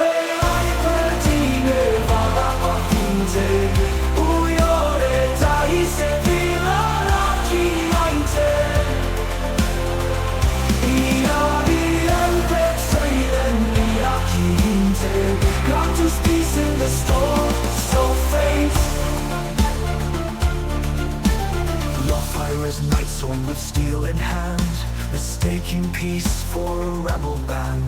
Ophyria they cried, and death they brought, but no king did they find, only what they sought. In their fury they tore through the faithful throng, ignoring the hymn, the sacred song.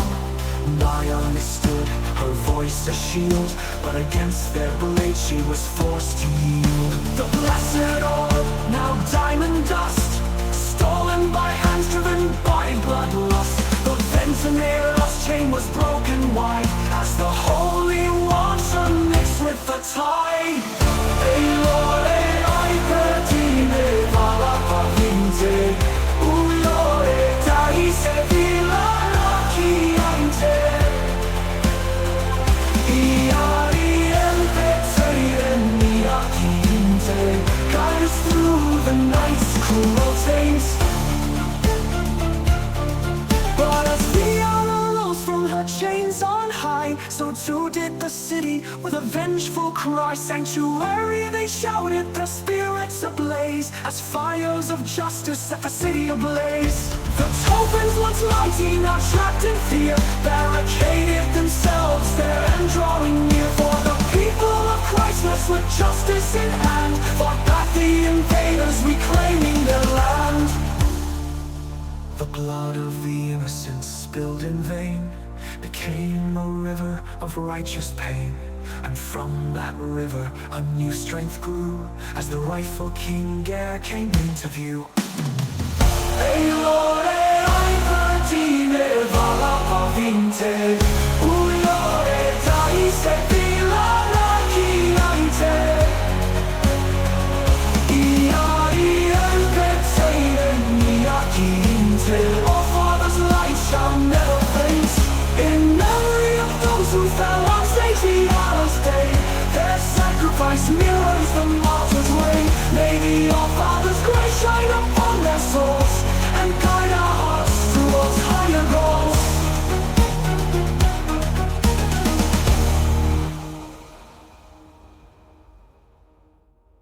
welcome to the deep dive. You're here because you want to cut through the noise, really get a handle on what's actually happening in the Kingdom of Daconia. It's a pretty messy succession crisis, a real tangle of ambition, old grievances, simmering tensions. And we've got some key source material today, excerpts from a chapter focusing on one specific pivotal event.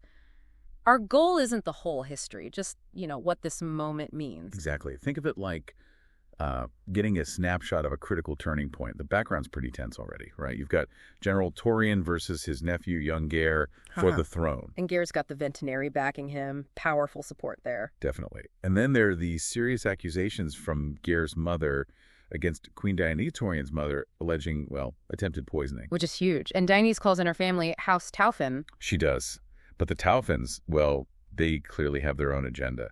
Their eyes are on the Duchy of Ophyria. Okay, so that's another layer. And meanwhile, powerful dukes are gathering in a place called Callie because of unrest. Yeah, unrest, these brigand attacks we'll get into, and also whispers about Lure rebels maybe being active again.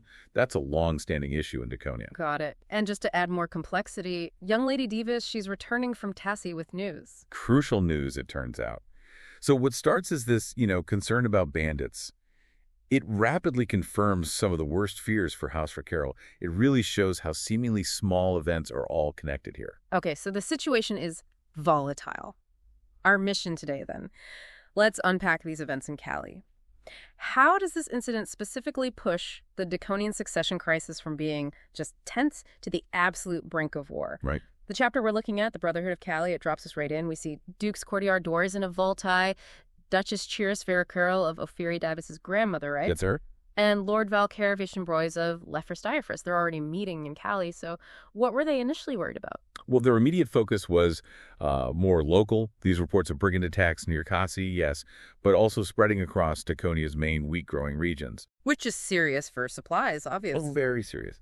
And what really caught the attention of Courtier and Valcaer, both veterans who fought the Liori rebels before, was the pattern of the attacks. It felt familiar. Familiar how? It looked a lot like the tactics the Liori used in the past insurgency. So they started to suspect maybe this wasn't just random brigands. Maybe the Lure rebellion was spreading into the heartlands. Okay, so they're thinking potential rebellion, which is bad, but maybe something they kind of understand, a known enemy. But then Dievis walks in. Right. And Duchess Chyrrhus, her grandmother, she's got extra reason to be on edge. She'd sent Dievis to Tassie specifically with 100 of her elite Skydina, her Ophyrian horse archers, to deal with these brigands. So she sees Dievis arrive in Callie. Relief, I imagine. Huge relief initially, seeing her alive. But then that relief pretty quickly shifts to concern. She spots a wound on Dievis' shoulder. And Chyrrhus asks her straight out, doesn't she? Was it an ambush? She does. You can imagine the worry. But Dievis, even though she's hurt, she's surprisingly, maybe even unnervingly calm. She just says, no, not an ambush. They encountered a group heading towards Callie, a group that was singing. Drunk, actually. Drunk, okay, that's odd. Yeah. And Dievis' words are quite chilling. We lay in wait and chilled their heat. Suggests a very swift and brutal encounter. Right, which leads Lord Valcaer to ask the obvious question, did you take prisoners? Exactly. And Duke Courtier, still thinking about the rebels, he jumps in asking if they were Luori Black Knights, the really tough ones. And Dievis' response? Almost contemptuous. She asks basically, do you think I'd be standing here if they were Black Knights? Implying they were no real match. So not Liori then? No. She states it flatly. No, they were merely Tauphin brutes. She identifies them clearly. And then she offers proof. The proof! This is the dramatic part. She reaches into a sack. And pulls out a severed head, shaven clean. Identifies him as Galen. Galen. And who is he? Why is this so significant? Galen is the heir to a Chekos castle. He's Tauphin nobility, directly tied to House Tauphin. A significant figure. Okay, so not just some random soldier. Definitely not. And Chyrrhus' reaction is immediate horror. She cries out, "Oh, Father of the Sky, that is Galen. You have begun a war." She sees the implications instantly. The severity of it, killing the heir. Exactly. It really throws that leadership tension into sharp relief. Yeah.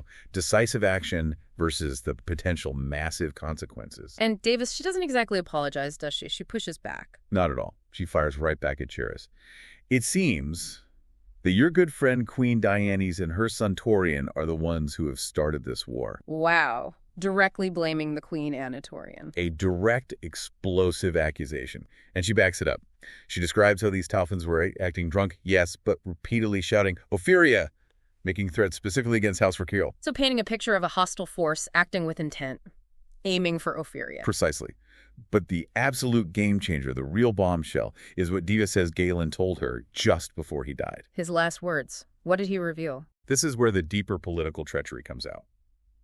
According to Dievis, Galen explicitly said that General Torian had promised the Duchy of Ophyria to House Tauphin. Promised Ophyria to the Tauphyns. Yes. As their reward for crushing the Sanctuary movement, that's the movement supporting young Vëiara back in Chryselis. So Torian offered up the Raquerles' lands to the Tauphyns in a secret deal. That's the accusation. And it directly implicates Torian and, by extension, Queen Dievis. It confirms the Raquerles' deepest fears about the Tauphyns' ambitions and Torian's willingness to sacrifice them. Okay, that is huge. It shifts everything. It's not just a succession squabble anymore. Not at all. Now it looks like an inner-house war brewing, fueled by Torian trying to buy support with Raquerles land. So how do the other dukes, Courtier and Vëiara, react to this news, this accusation against Torian? Well, Vëiara is skeptical. He basically says, whoa, hold on, we need more proof before we do anything drastic. He wants confirmation. Understandable. It's a massive claim. And Courtier agrees, urging caution. He warns against rushing into something that might just play into their enemy's plans. Be careful. But Chryselis, does she buy it? Chryselis offers a slightly different possibility. Maybe, she suggests, it's just the Tauphin brothers, Lofein and Varnain, acting on their own. Maybe they're being reckless, exceeding orders. Trying to find a less catastrophic explanation, perhaps. Perhaps. No. Or just considering all angles. So there's this moment of, shock, disbelief, calls for caution. But they do agree on immediate next steps. Okay, what's the plan? First, they decide to dispatch their own knights to track down the rest of these brigands that Tauphin's Dievis encountered. But the orders are clear. Capture them alive as possible. To get information. Corroborate Dievis' story. Exactly. And second, a really crucial order goes out to the Skydina, Dievis' horse archers who are still there. What's the order? They are to ride immediately to Lior, which is in Raquerles territory, and start mustering the local levies. Basically, prepare House Raquerles' forces for war. So, despite the caution, they are preparing for conflict with the Tauphyns. Oh, absolutely. They recognize the threat is real and potentially immediate. The mobilization order makes that very clear. And then Dievis, true to form, steps up again. She does, completely undeterred, showing that fiery spirit. She immediately volunteers to lead the Skydina North herself. She wants to be in the thick of it. Eager for action. But Chryselis, she doesn't go for it, does she? No, she shuts it down. Firmly. And this is a really key moment between grandmother and granddaughter. What does she do? Chryselis orders Dievis onto a ship, bound for Vembrante far from the action, and her assigned duty, guarding the family's babies for the next 6 months. Ouch. From leading warriors to guarding infants. Why? Chryselis gives reasons. She mentions the losses the Skydina just took, and she says, maybe a bit harshly, that she doesn't think Dievis is as mature as she'd believed. Essentially, she's grounding her. That must have landed hard. And knowing Dievis, she probably didn't just accept that. Not a chance. Dievis immediately fires back. She reminds Chryselis of her own youthful reputation fighting trolls when she was young, according to legend. A bit of a look who's talking moment. Yeah. And then she doubles down with this incredibly audacious plan. She says she'll steal a Tauphin stallion, ride north alone, and capture Echequa Castle Galen's home for House Raquerles. Capture Echequa by herself. That's bold. Reckless, even. Extremely bold. It shows her loyalty, her strategic mind maybe, but definitely her impulsive side. A direct challenge to Chryselis. So how does Chryselis handle this defiance, this wild plan? It's complex. The text says Chryselis looks at her with both love and fear. She sees herself in Dievis' boldness, maybe remembers her own youth. It's a difficult position. Very ultimately driven by this mix of love, fear for Dievis' safety, and maybe a worry that Dievis' impulsiveness will just escalate things further.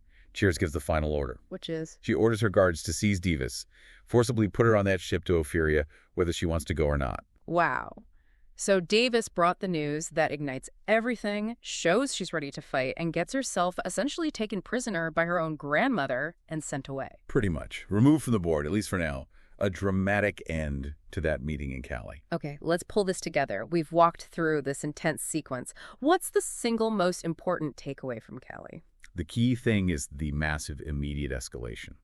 Dievis's actions killing Galen, yes, but crucially revealing Torian's alleged deal with the Tauphyns over Ophyria. It just shatters any remaining hope of keeping this contained. Right. It transforms the succession crisis from a political fight, however bitter, into the very real likelihood of open war between major houses. Specifically Raquerles versus Tauphin, but who knows who else gets dragged in. Exactly. So for you, the listener, trying to navigate this complex Daconian mess, you've now seen how things can spiral. A single event, Dievis's return, her news, it acts like a spark in a powder keg. We've gone deeper than just there's a succession crisis. We've seen the treachery alleged underneath and the immediate fallout pushing Daconia towards war. And it leaves us, and you, with a really interesting question to chew on. Think about Chryselis' decision about Dievis. Sending her away. Yeah. Is she protecting her? Yeah. Preventing more rash actions? Maybe containing the situation? Or is she actually fanning the flames? How so? By removing a key, defiant figure like Dievis, someone clearly willing to fight for Raquerles interests, does she inadvertently anger her own loyalists? Does sidelining Dievis become another grievance, another reason to fight even harder against the Tauphyns and Torian?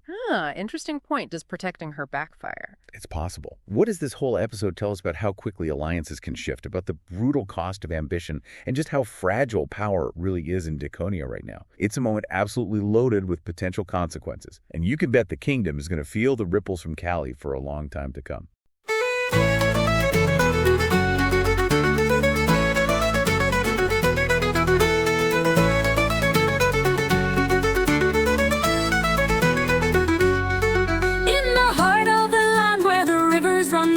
By Daemilion's banks where the Tauphyns stride, a tale of valor was etched in the mud of a maiden so brave with the Skydina's blood. The peace of the land, once gentle and fair, was shattered by Galen who did not care. He came with his mob all greedy and vile to sack the good city, to taint and defile. Oh, Dievis, swift as the wind you ride, with the Skydina's strength you cut through their pride. With wit in your heart and fire in your soul, you bested the tyrant, made his blood run cold.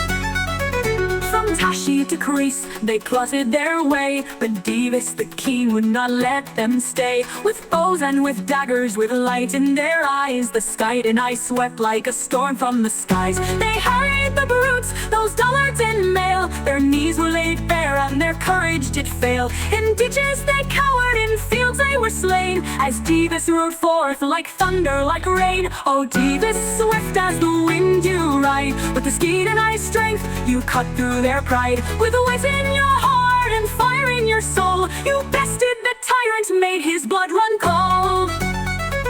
Then Galen returned with a boast and a sneer, but Dievis, undaunted, knew no fear. She lay in the mud with her heart beating strong, and struck like a viper, avenging the wrong. With a dagger so sharp, she brought him to ground, the heir of Ekikwa, his cruelty unbound. With a single swift stroke, she severed his life, ending his terror, his folly, his strife. Oh, Dievis, swift as the wind you ride, with the Skydina's strength you cut through their pride. With wit in your heart and fire in your soul, you bested the tyrant, made his blood run cold. From Tauphyns may rally, their banners may rise, but the Skydina's courage will darken their skies. For the peace of the land, for the truth we defend, the Skydina's valor will triumph in the end. Oh, dark Dievis, swift as the wind you ride, with the Skydina's strength you cut through their pride. With wit in your heart and fire in your soul, you bested the tyrant, made his blood run cold. So sing of the maiden who fought and who won the battle at Denin, where justice was done. For Dievis the brave, who stood fast and true, the land will remember and sing unto you.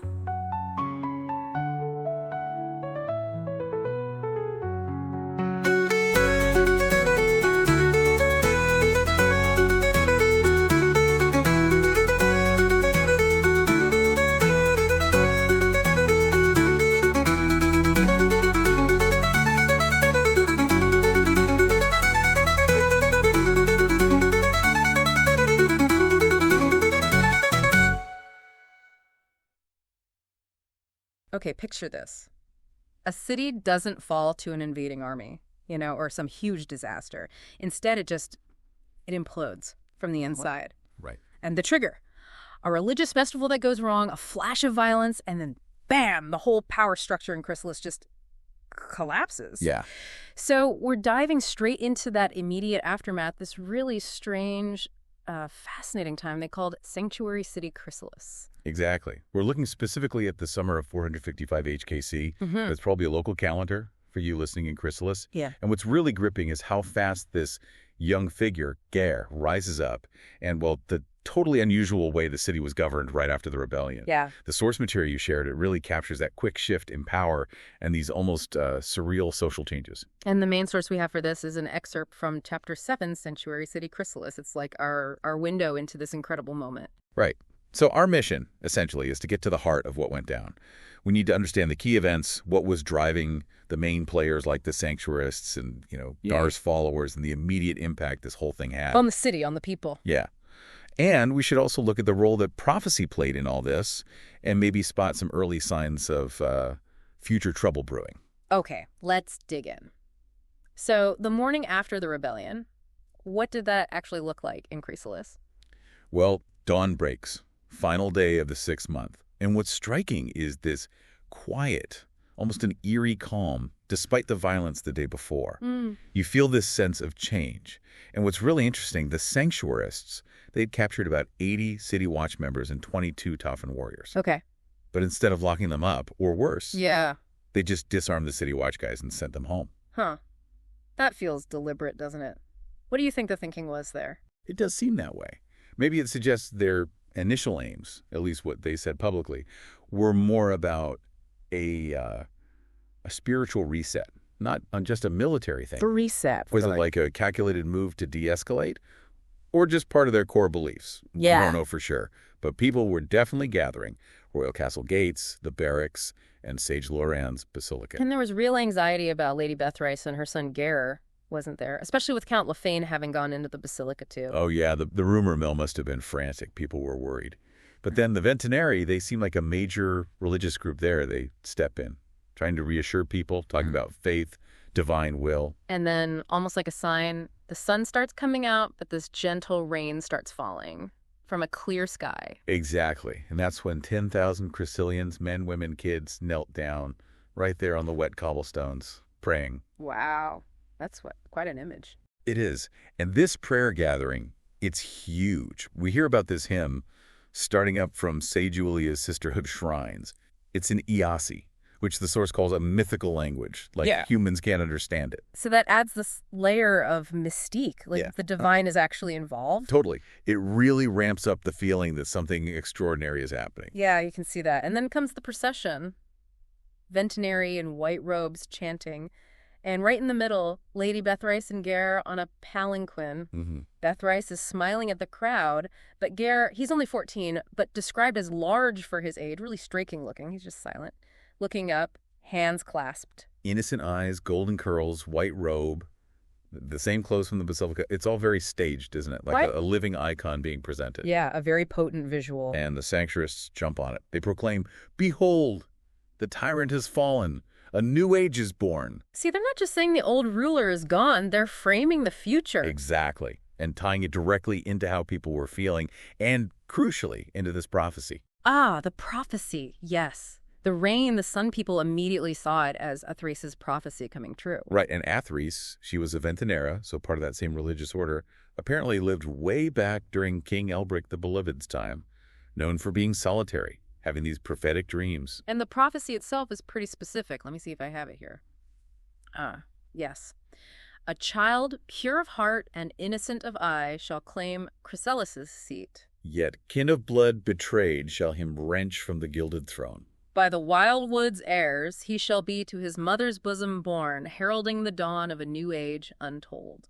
And you can see how that clicked with the Sanctuarists, especially the poor ones. Right. Gare is the child pure of heart. This is the dawn of that new age.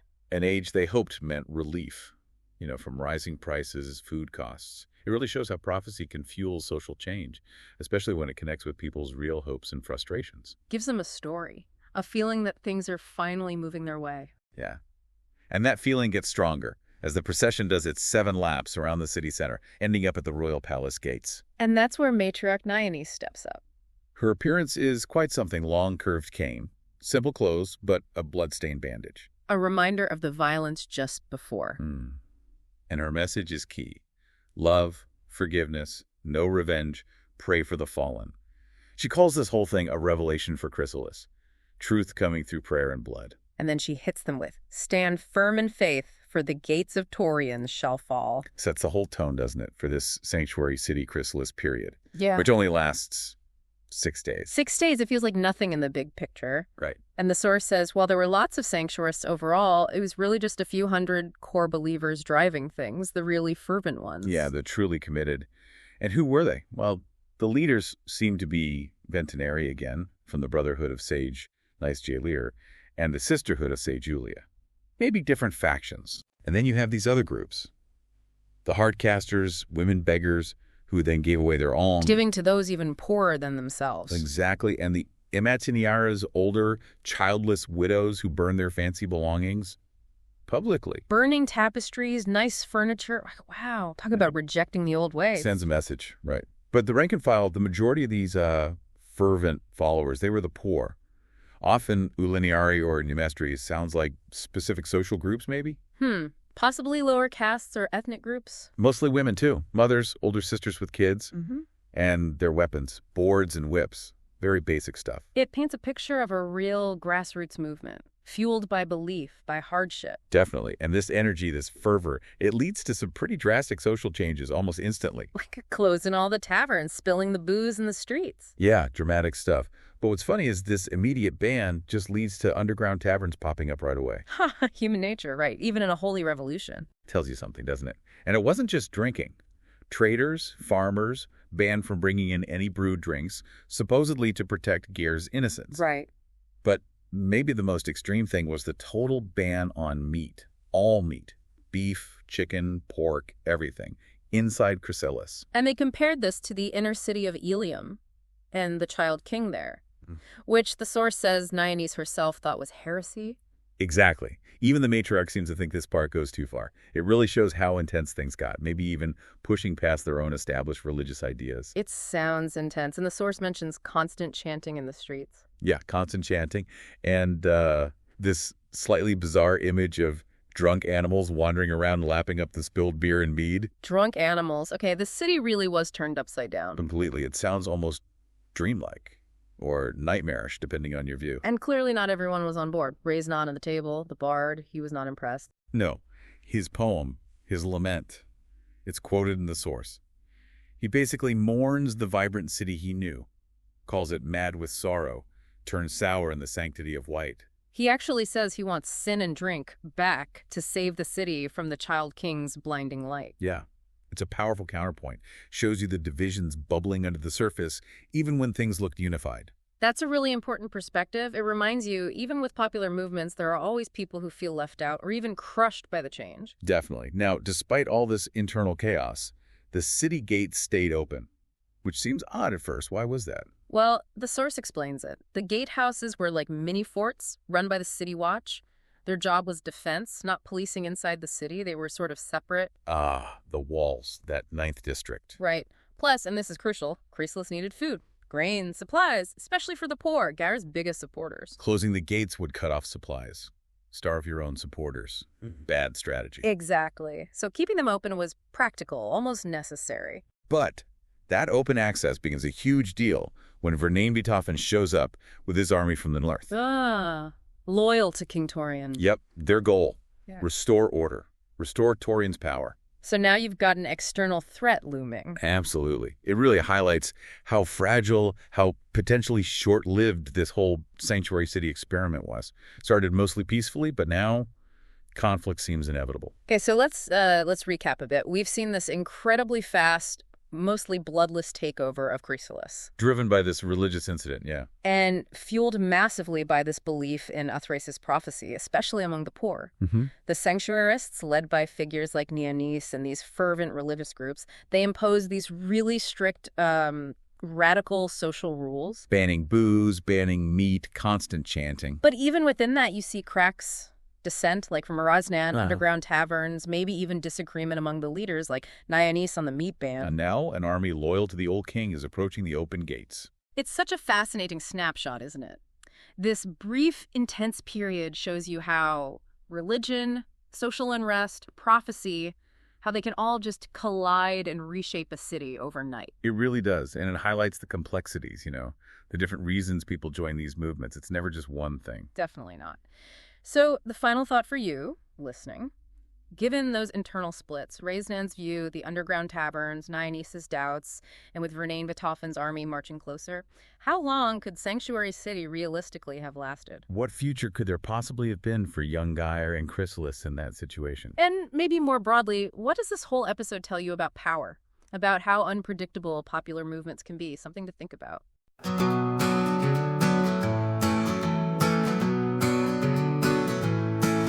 Oh, Chryselis, city fair, now drowned in holy cries. Once a jewel, now you're shrouded in these lies. They spill our ale, they banish our meat, turning golden streets to cold, barren feet. Oh, Chryselis, fairest among harlots, now mad with sorrow. Once radiant, now turned sour in the sanctity of white. Where joy once reigned, now we beg and borrow for a city lost in its own blinding light. Oh, Chryselis, fairest among harlots, now mad with sorrow.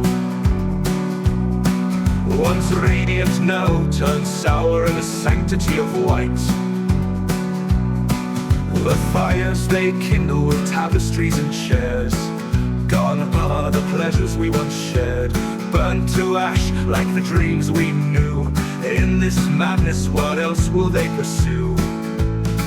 She spills her ale and cries to the heavens, clasping a swollen bay close to her breast. God is the warmth of our hearts and taverns, in a city where sorrow is dressed in white vest. They chant of purity, they preach of grace, but all I see is a city lost in disgrace. No drink to ease the weary mind, no meat to sustain us, no solace to find. Oh, poet can but muffle his ears with cloth. They sin and drink, deliver her from the child king's blinding light.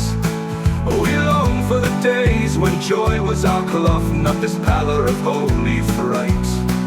Oh, Chryselis, where have you gone?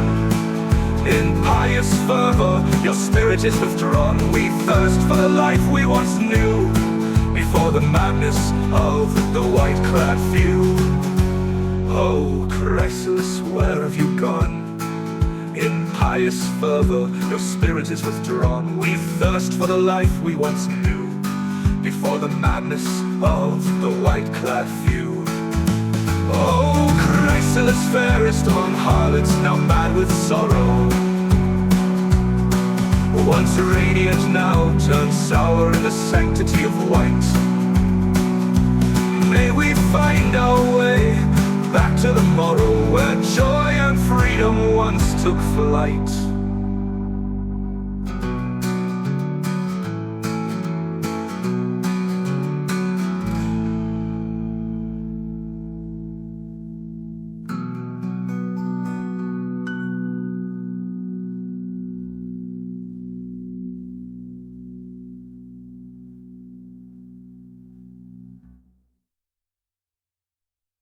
Welcome to the Deep Dive. Today we're heading into the Kingdom of Daconia, specifically the year 455 HKC, that's the High King's calendar, their main dating system. A really pivotal year. Absolutely, because there's this major succession crisis kicking off between General Torian of Tauphyns, big military figure, and his nephew, young Gare.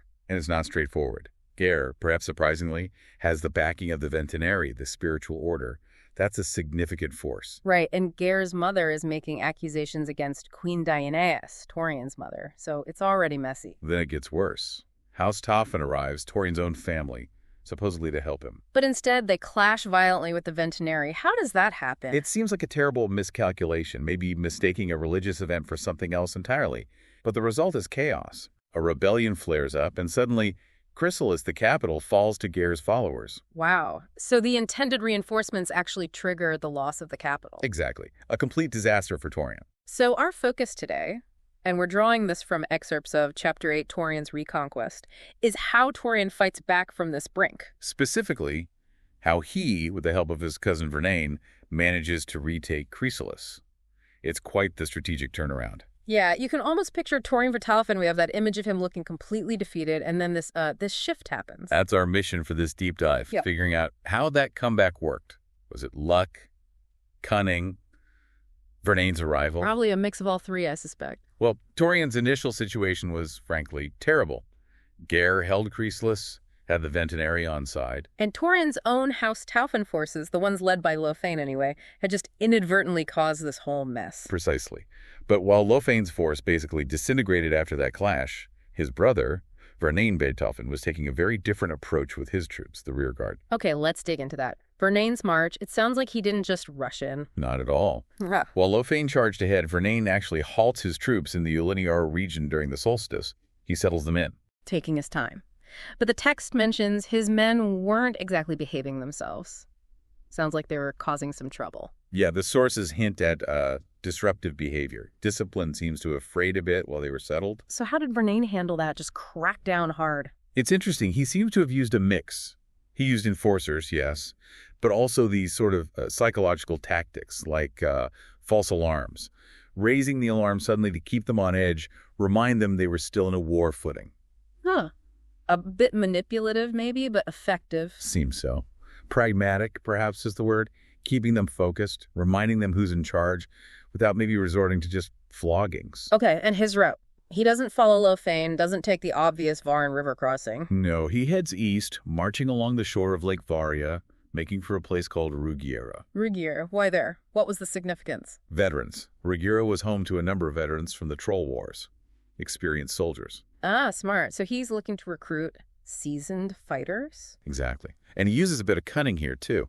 He doesn't tell them they're going to fight fellow Daconians in Ophyria to put Torian back on the throne. No. What does he tell them? He spins a story about needing them to defend Chryselis against, get this, Liori, rebels, and trolls. Right. The very enemy they fought before. Wow. That's quite the deception, playing on their past loyalties and fears. It worked. He managed to recruit about 300 Uliniari. Those are known for being tough soldiers, boosting his force significantly. With remnants from his brother's force, too, he's now got nearly 1,100 men. So his slower march wasn't laziness, it was consolidation and recruitment. Very much so. Building a stronger, more reliable force. And then he takes another bold step. Assumes the title Count of Echekwa. What's that about? It's a power move, Oh. definitely. With his brother Lofein likely dead or captured, and Torian's status uncertain, Vëiara steps up. Asserting authority. Right. It gives his growing army a clear leader, a banner to rally to as they finally turn south towards Chryselis. It helps solidify his command. Okay, so Vëiara is getting stronger marching south. Meanwhile, what about Torian and his mother, Dievis? They try to return to Chryselis. Yes, but they find it completely controlled by Geir's sanctuary movement. The text says they were actually afraid to even go into their own capital city. That really shows how far Torian had fallen, from general and potential heir to being scared to enter Chryselis. It hit him hard. The sources describe him in deep despair, actually talking about abdicating, giving up entirely. And blaming his mother, Dievis? Yes, blaming her for the situation somehow. It shows how lost he was, just lashing out. But Dievis, she sounds like she wasn't putting up with that. Not for a second. She gives him this really sharp rebuke, basically tells him to stop whining and points out his own failures. What failures specifically? She calls him out for not securing Bethrice earlier and not getting leverage over Voltai. Key strategic points he should have controlled. So she's still thinking strategy even now. Absolutely. She understands the bigger picture, why they lost ground. While Torian's wallowing, she's analyzing the mistakes. They retreat somewhere, an inn. Yeah, they fall back to a crossroads inn, completely isolated. Torian tries to estimate who might still be loyal, maybe 10,000 across the kingdom. But he's terrified the high lords, the big nobles, will abandon him. He sounds completely broken. The text paints a vivid picture. His hair going ashen, dark circles under his eyes, just consumed by despair. Dievis suggests regrouping further away, at Silis, even if it means sacrificing the region of Lior. But Torian is just paralyzed. Seems like it. He's just stuck. It takes Dievis, again, to shake him out of it. How? She gets word that Vëiara is approaching. She basically has to force Torian awake, physically shake him, and tell him help is coming. And his reaction, is he suddenly full of hope? Not really. The source says his reaction was weak, resigned, like, oh, okay. Even news of an army coming to save him barely registers. Wow, he was really far gone. It really highlights Dievis' strength, her refusal to give up. She gets him up, and they, along with their few remaining bodyguards, finally go to meet Vëiara. Okay, so the forces unite. Vëirar's army, plus a reluctant Torian and a very determined Dievis. Now, the reconquest. How do they plan to take back a city held by, 1,500 militia, plus those Uliniari crossbows? They knew a direct assault would be brutal. Those crossbows were a serious threat, especially defending city walls. So Torian, Vëiara, and some commanders from the 3M, another allied group, they devised this really cunning plan. The goal is minimal bloodshed, maximum surprise.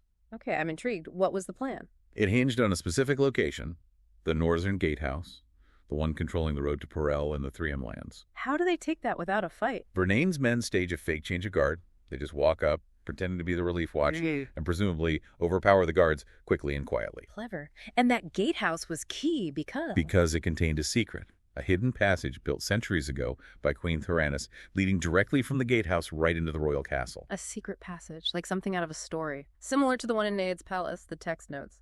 Exactly. Those old royal secrets become incredibly useful.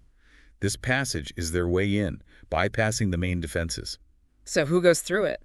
A knight, Bertrand Vëiara, leads a small, hand-picked force. And incredibly, Torian insists his son, Prince Amer, who's only 13, goes with them. 13. Wow. That's young to be part of such a dangerous mission. Shows the stakes, doesn't it? Yeah. Bertrand's job is to get through the passage, reach the loyal castle. Garrison, remember, they'd held out and were reinforced by some city watch. Right, about 200 extra men. Yeah. Bertrand has orders for them. Launch a sally and attack out of the castle at precisely 6 in the evening on the 6th day of the 7th month. Coordinated timing. Did Amer want to fight? He did. Apparently, the kid wanted to lead the charge himself. Bertrand wisely said no. Amer's job was crucial, but safer. He was to give the signal. Okay, so 6 p.m., 6th day, 7th month. The garrison attacks. Exactly on time. They burst out of the castle, making a lot of noise, drawing the attention of Gair's Sanctuarist militia. All 1,500 of them, Sanctuarists, local militias, former watchmen loyal to Gair. They focus on this sudden attack from the castle. Falling into the trap. Perfectly. As the militia charges towards the castle, Bertrand's men do this tactical retreat, pulling the attackers into the castle's first main corridor. And the signal. At that moment, high up on the castle's tallest tower, young Amer unfurls the banner of House Tauphin. The wind catches it. Apparently it even falls for a moment, but it doesn't matter. It's seen. Seen by Vëiara, waiting at the northern gate. Exactly. That's the cue. Vëiara immediately leads his knights, Tauphin and allied parade knights, in a full charge from the now secured northern gate straight for the royal castle gates. Catching the Sanctuarists from behind. Completely. They ride right into the rear of the militia who are focused on the castle sally. It's a devastating pincer move. 400 Sanctuarists are cut down quickly, the rest are trapped and surrender. Swift and brutal. What about the rest of the city? While the cavalry deals with the militia around the castle, infantry forces move in from the west and north, securing the two biggest main streets, cutting off movement. So control is established pretty fast. Was there more fighting? It wasn't entirely clean. There were pockets of resistance. Some defenders, likely crossbowmen, fired from houses. And Torian's forces. Their response was harsh where they met resistance, smashing doors, killing occupants. It wasn't a gentle reconquest everywhere. But not everyone resisted. No, interestingly, down by the docks, the laborers actually cheered Torian's men on. They started rounding up Sanctuarists themselves. Shows the city was divided, Not everyone supported Gair. A complex situation on the ground, so by morning, the city is mostly back in Torian's hands. Largely, yes. By dawn on the 7th day of the 7th month. But there were still skirmishes, fires had broken out in the fighting. It wasn't completely pacified instantly. And we hear about Matriarch Dievis, a Vëiara leader. Yes, she was apparently holding out somewhere, surrounded, calling for her followers to resist through prayer and penance. Shows the religious element was still very much in play. And one last grim detail, Sage Loyaran's Basilica. Ah, yes. A truly grim discovery by the Vëiara, loyal to Torian. They found the basilica, a major holy site, had been occupied and, well, fouled by Count Lofein's men. Lofain, the one who led the first disastrous attack. Some survived. Some did, apparently holding out inside the basilica. But they were starving. The text says they'd eaten all the leftover festival supplies that had inadvertently drawn them into the city in the first place and had been reduced to eating their own leather straps and gear. Just horrible, a real symbol of how badly that first Tauphin intervention went. A stark contrast to Vernain's success. But ultimately, Chryselis was back under Tauphin control. Torian's throne was secure, at least for now. Okay, looking back at that whole sequence, what are the big takeaways here? Well, first, you have Vernain's calculated risk. That delayed march, the unconventional recruitment, it seemed odd, but it put him in exactly the right place at the right time with the right force.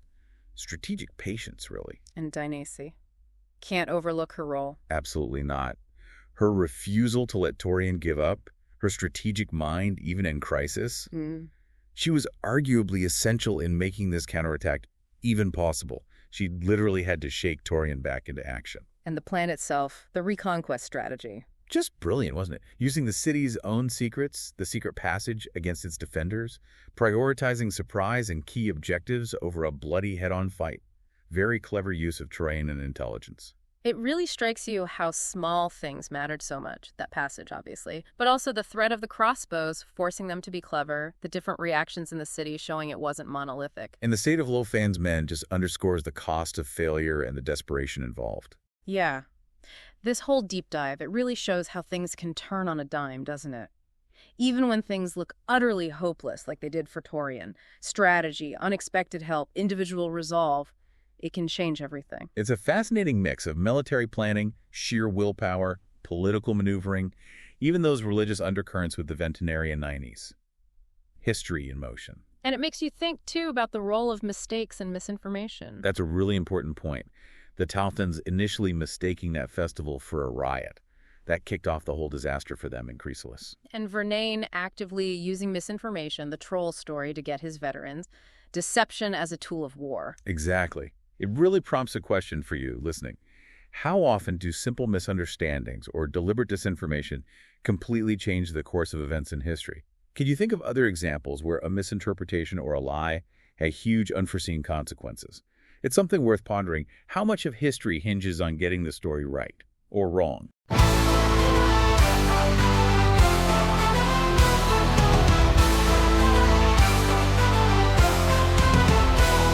the shadow of Chryselis walls, where the moon kissed bloodied stone, a king arose to claim his throne. From sanctuaries grown bold and strong, with steel in hand and fire in heart, he vowed to tear their ranks apart. For in his blood the Tauphin flame would never bow to false acclaim. Rise, oh rise, ye sons of old, the crown is ours, the tale retold. Through blood and flame we'll take the night, for Chryselis burns with rightful light.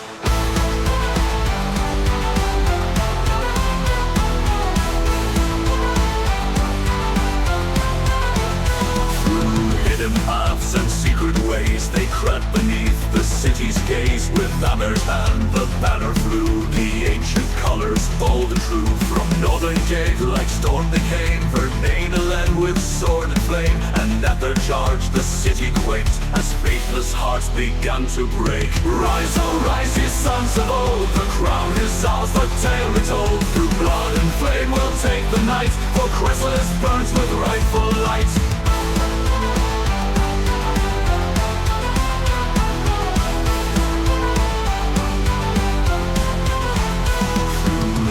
Paths and secret ways they crept beneath the city's gaze. With hammer's hand the banner flew, the ancient colors bold and true. From northern gate like storm they came, Vernain alend with sword and flame. And at their charge the city quaked, as faithless hearts began to break. Rise, oh rise, ye sons of old, the crown is ours, the tale retold. Through blood and flame we'll take the night, for Chryselis burns with rightful light. The Sanctuarists, like milk did flow through castle gates to meet their foe. But Tauphin steel was sharp and keen, and cut them down in righteous sheen. Through fire and death the city wailed, yet in the end the Tauphins prevailed.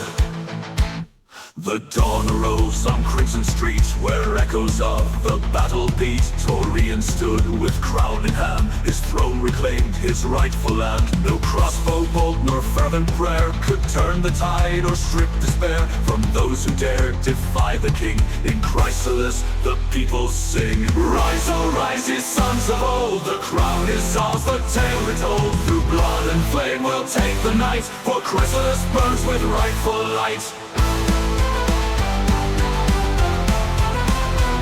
So let the tale be carved in stone, of Torian reclaimed his own, and in the halls of Kingdom past, his name shall ever last.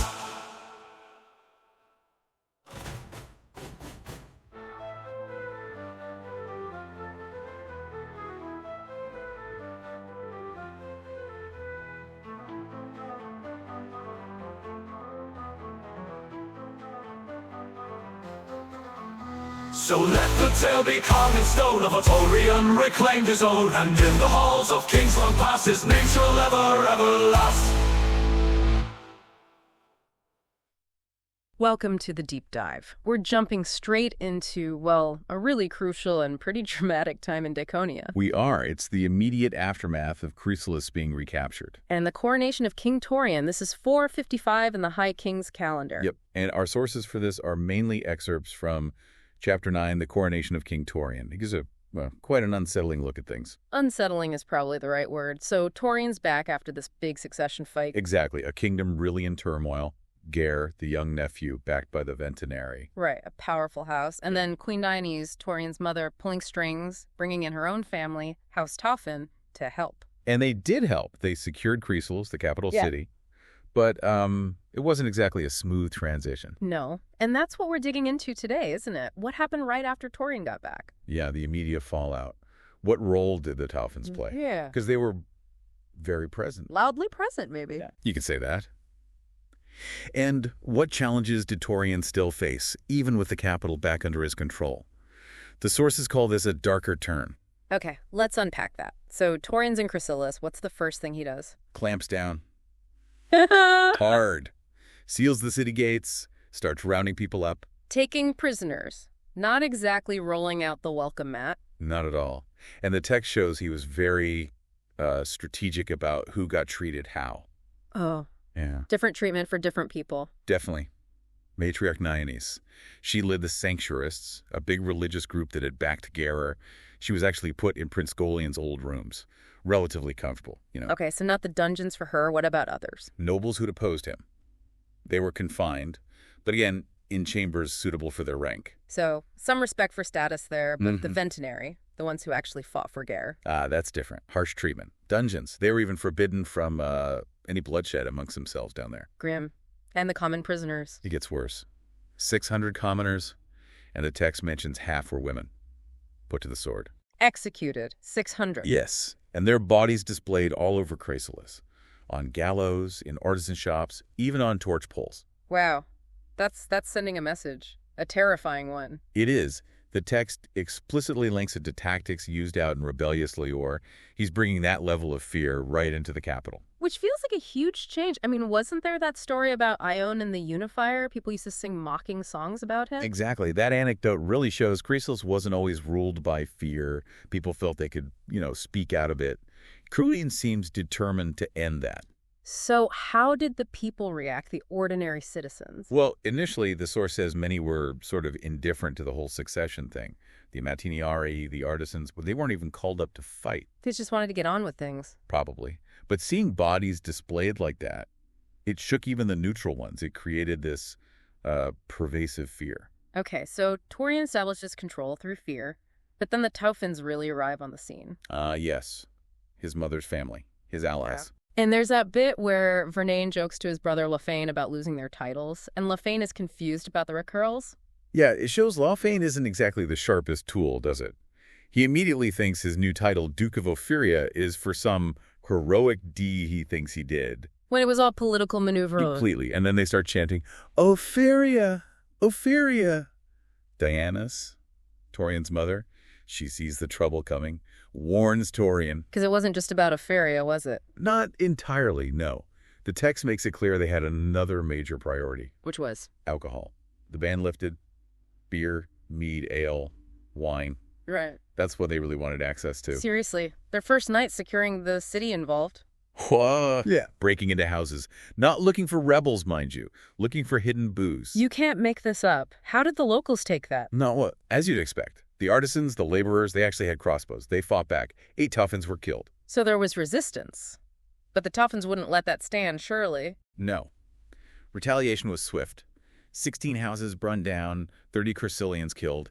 It shows just how volatile things were. And Torian, how does he handle his rowdy, murderous allies? He tries to appease them, declares all hidden alcohol as contraband has to be turned over to the crown. So confiscating it for the Tauphyns, basically. Essentially, yes. Yeah. He even cut back on food carts coming into the city to prioritize carts bringing in alcohol. Prioritizing booze over food. How did that go down? Well, initially, maybe not so bad for some laborers, as there wasn't an immediate food crisis, but then it became obvious all the confiscated stuff, all the new shipment. Led straight to the Tauphyns. Exactly. Any popularity points vanished fast.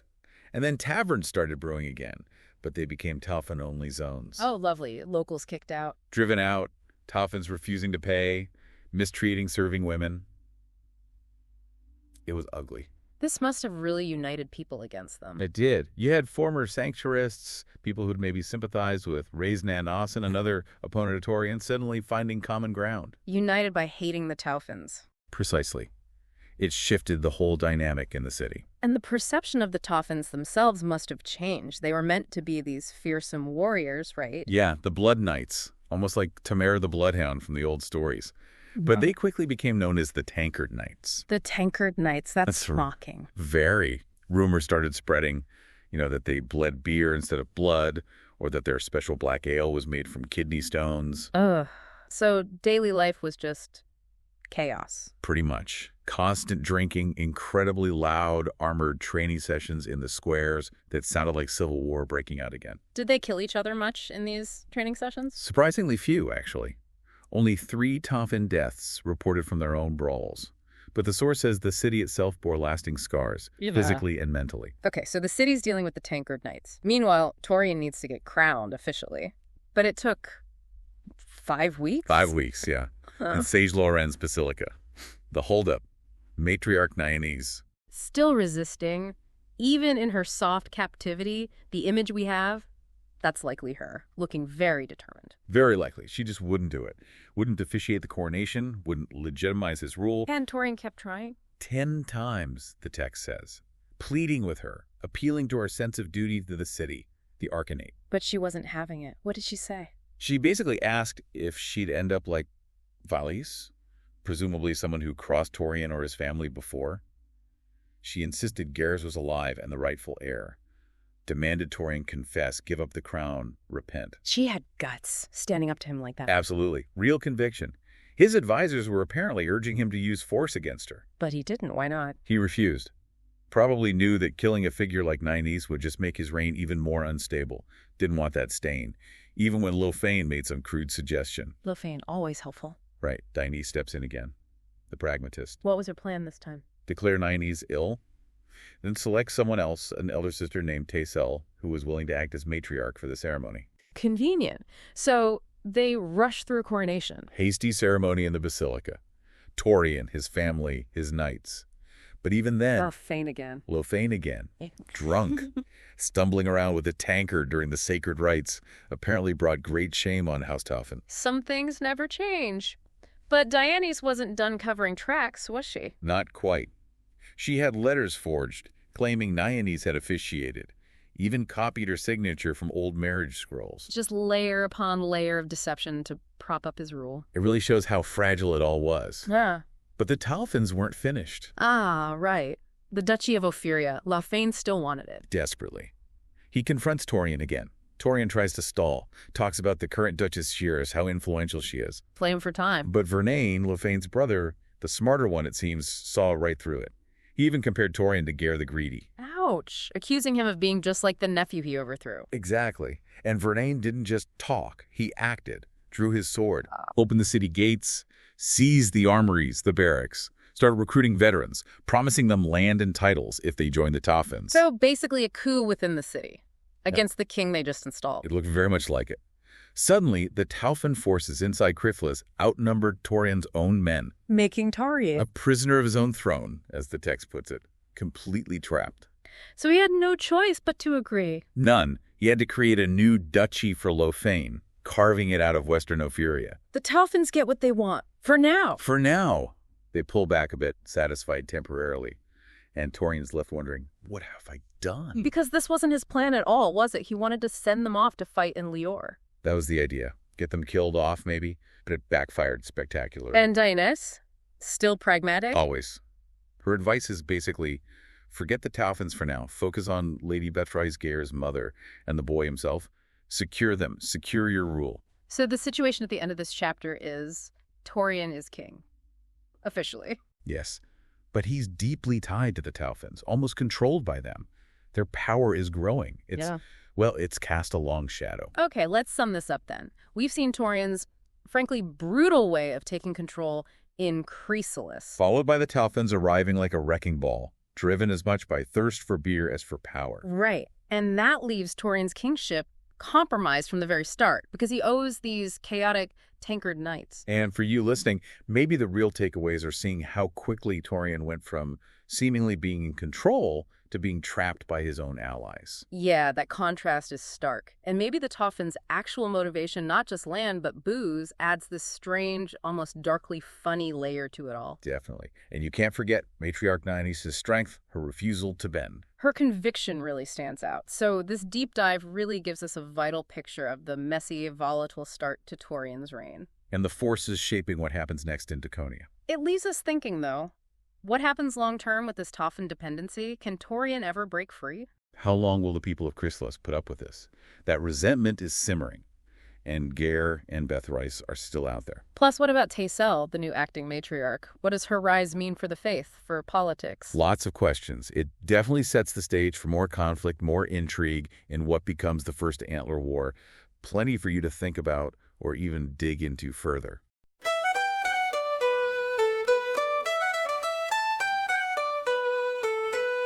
In the streets of Chryselis, day and night, march the mighty Tauphyns, what a sight! With a sword in one hand and a tankard tight, they're the bold and rowdy Tankard knights. Tankard knights, Tankard knights, raising ale and raising fights. In the taverns, in the square, you'll find the Tauphyns everywhere.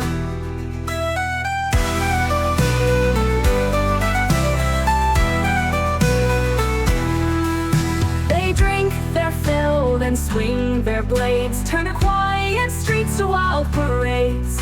With cheers and shouts they claim their prize, but beware the glint in those merry eyes. Tankard knights,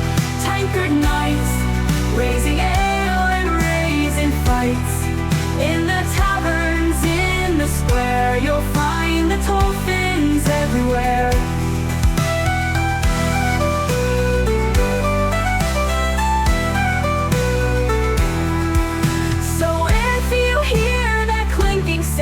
Let's be wary, look around, for the Tankard knights are on the prowl, and they'll leave you with a tale to howl.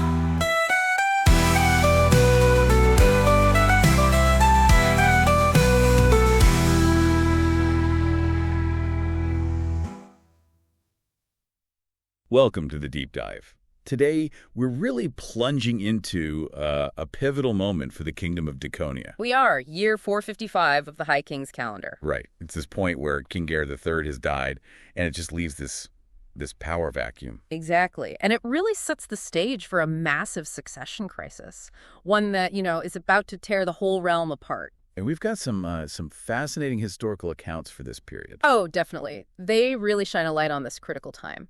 You see this complex mix of, personal loyalties, old grudges, strategic moves. All pushing Daconia towards what we now call the First Antler War. Precisely. It's less about just swapping one king for another and more about these really fundamental shifts in power that are happening. Okay, so let's try and unpack this. At the heart of it, you've got General Torian. He's King Gair's eldest surviving son. The natural heir, you'd think. You'd think, yeah. But his path isn't clear at all. There's his nephew, Yungir. Son of the late Prince Ionin. Exactly. And he's emerged as a real contender. And behind him, pushing his claim, is his mother, Lady Bethrace Doricina. Right. And the sources really emphasize Lady Bethrace's deep suspicion of Queen Dienis, who's Torian's mother. What's that suspicion based on? Well, she seems utterly convinced that Dienis tried to poison Yungir years ago. Wow. Okay. Yeah. So, driven by that fear, she actually hid her son away for a time. And she's been working sort of behind the scenes, building support for his claim. And getting traction where? Particularly among the Ventinari. That's in the capital, Chryselis. The Ventinari. Those are the spiritual leaders, the Tarosi faith's sort of priestly caste. That's them, yes. So getting their support is a huge deal. It's not just political points, it carries real weight. It adds that kind of ideological layer, maybe sways public opinion. Absolutely. In Daconia, the Tarosi faith, the Ventinari, they have serious influence. So their backing for Yungir, well, it changes the whole dynamic of this succession fight. Okay, so things are already tense. But then Queen Dienis makes a move. She does. Facing this challenge to Torian, she calls for help from her own family, House Tauphin of Achequa. Bringing in outside muscle, essentially. You could say that. And they arrive, and they effectively secure Chryselis, the capital for Torian. Job done, you might think. But there's always a but. But it seems to have backfired. Yeah. Quite significantly, actually. How so? Well, sure, they controlled Chryselis. But having the Tauphyns there, the sort of foreign power base, it really stirred up resentment. Among who? The common folk? Yes, among the Amitiniari, the merchants, artisans, and the Uliniari laborers too, probably. They'd see these outsiders taking control with, well, unease. Okay. But crucially, it deeply, deeply alienated the established high nobility. The big players. The really big players, especially these powerful dukes who'd formed this sort of coalition known as the Callie Brotherhood. The Callie Brotherhood. Right, they'd see the Tauphyns as a threat. A direct threat to their own power, their autonomy, everything they'd built up over generations, an outside house gaining that much influence. Yeah. Unacceptable. Okay, this Callie Brotherhood sounds absolutely central. Who are we talking about? Who are the main figures here? Our sources highlight three key individuals. First, Duke Courtier Dorizan of Voltaire. Okay. Then, Duke Valcaire Chamboise of Le Frise. Right. And finally, the very powerful Duchess Shiris Raquerles of Ophyria. These aren't minor lords, then? Not at all.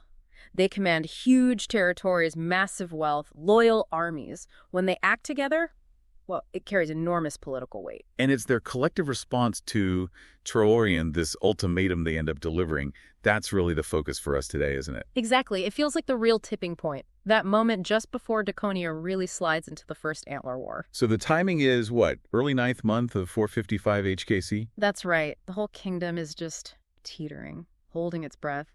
And the decision by these three, the Callie Brotherhood, to issue this ultimatum, that's the spark. Let's dig into them a bit more. Duchess Shiris, for example. She seems particularly angry, like it's personal for her. That's a very good way to put it.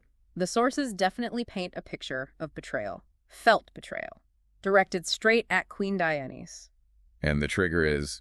It's Torian carving off a chunk of Western Ophyria, her lands, to create this new Duchy of West Ophyria. For who? For the Tauphyns, for Dionis's family. Ouch. So it's not just losing territory, it's a direct slap in the face. Right. A challenge to her authority. Precisely. A direct challenge. Yeah. And she doesn't mince words about it, does she? She even brings up the dark days of the Raven. What's that referencing? Sounds ominous. It is. It refers to a previous, really chaotic period in Daconian history. Lots of infighting, betrayals, broken oaths. A really dark time. So she's framing Dionys's actions as, like, history repeating itself.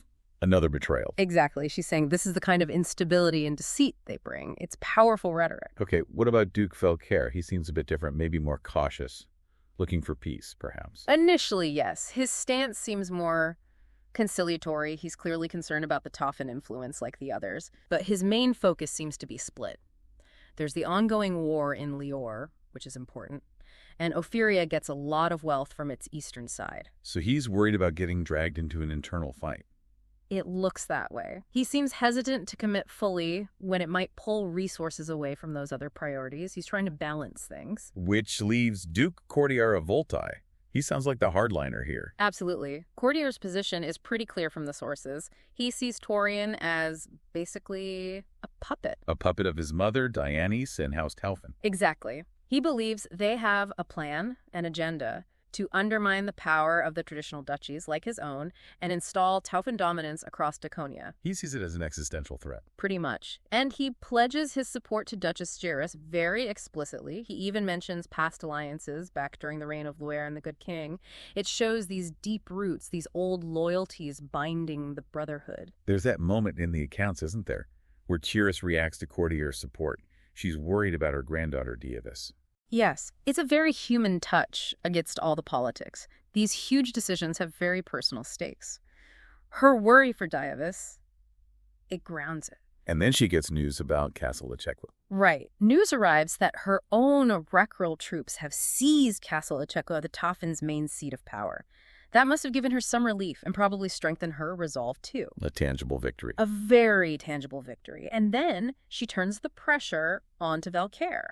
How does she do that? She reminds him of the bond his own father had with her house. It's a smart move, playing on history, on loyalty. And stressing the urgency. Yes, basically saying, we need to act now before Torian gets his troops back from Vëiara and becomes too strong. She forces his hand. Side with the usurper or with your true friends. And Vëiara caves. He agrees. He agrees to ride with them, yes. But, and this is crucial, only for a parley initially. A negotiation. Why the condition? His daughter and grandchildren are still in Chryselis with the king. Their safety is his priority. So he's trying to find a path that opposes Torian, but maybe avoids immediate all-out war, if possible, protecting his family. Exactly. It shows that internal tension within the Brotherhood. You've got Geras' fury, Cordier's absolute conviction, and Vëiara's more, well, pragmatic caution. That dynamic is key. Okay, so this leads them to draft the ultimatum. Their formal reply to Torian, demanding they recognize him. What's in it? What do they accuse him of? Well, it's scathing. Absolutely scathing. They basically list a catalog of offenses. Spreading lies, twisting the truth. Serious stuff. Very. Even forging documents to try and prop up his claim. Forging documents. Wow. And maybe the most potent charge, violating the Ventinari, the spiritual leaders. Ah, that's huge in Daconia, right? Attacking the religious order itself. It suggests he's not just alienated the nobles and commoners, but he's actually gone against the very religious foundations of their society. That's a powerful accusation. And they flat out refused to recognize his coronation. Completely. They call it farcical and shameful. And they explicitly compare his actions unfavorably to his father and great-grandfather. So they're painting him as unworthy, illegitimate, a break from tradition. Precisely. It's a direct assault on any legitimacy he might be trying to build. And what do they say they'll do? It's not just talk. They state very clearly they're raising their banners, they're marching on Chryselis. A direct military threat. Undeniably. They demand that Torian and his mother leave the royal castle and lay down their arms. It's an order, not a request. Do they offer him anything? Any way out? Well, they do include a line promising to ensure his safety and treat him, with the respect due to his noble status. Is that genuine, do you think? Or just for show? Hard to say for sure, maybe a bit of both. An attempt to appear honorable, perhaps avoid needless bloodshed, while still making their challenge absolute. And the signatures. Just seeing those names together must have been powerful. Courtier Vidoisin, Churusve Raquerles, Vëiara Vichamboise, with all their titles. Grand Prince of Voltaire, Duchess Queen of the Ophyrians, Duke of Lefrais and Diaphrys. Yes, it underscores the immense power they wield together. This isn't a minor rebellion. It's the core of the old nobility standing united. Their unified stance, right there in writing, it basically makes open war inevitable. So the ultimatum is sent, the High Lords gather their armies, they start marching towards Chryselis. This is it. The war begins here. It really does. That document isn't just strong words. It's the final breakdown of any diplomatic path. It's a commitment to force. The political games are over. The fighting is about to start. And looking back at the three of them, the motivations are so mixed, aren't they? Geras driven by that personal anger, protecting her lambs. Definitely. Courtier, motivated by this deep suspicion of the Tauphyns, seeing them as a fundamental threat to how Daconia should be run. Yeah, and Vëiara, agreeing, but cautiously, pragmatically, with his family's safety paramount. That internal complexity, it hints that even though they're united now, their alliance might not be unbreakable down the line. That's a really interesting point. Yeah. Those different priorities could cause fractures later on. Absolutely. Yeah. And that accusation about the Ventinari, it just adds another whole dimension. It tells you this isn't just nobles squabbling over power. Exactly. Bringing the religious establishment into it like that, accusing Torian of violating them, it broadens the conflict. It gives it a moral, a spiritual weight. It could rally support far beyond just other disgruntled lords. So, they're marching on Chryselis, these incredibly powerful figures, united for now, against a king they see as illegitimate, controlled by his mother and her foreign house. Yeah. It just leaves you wondering, what happens next? What are the real long-term costs for Daconia when everything, succession, loyalty, even faith, gets thrown into question like this? The ultimatum's delivered, the banners are raised, the answers, I suppose, are going to be found in the battles of the First Antler War.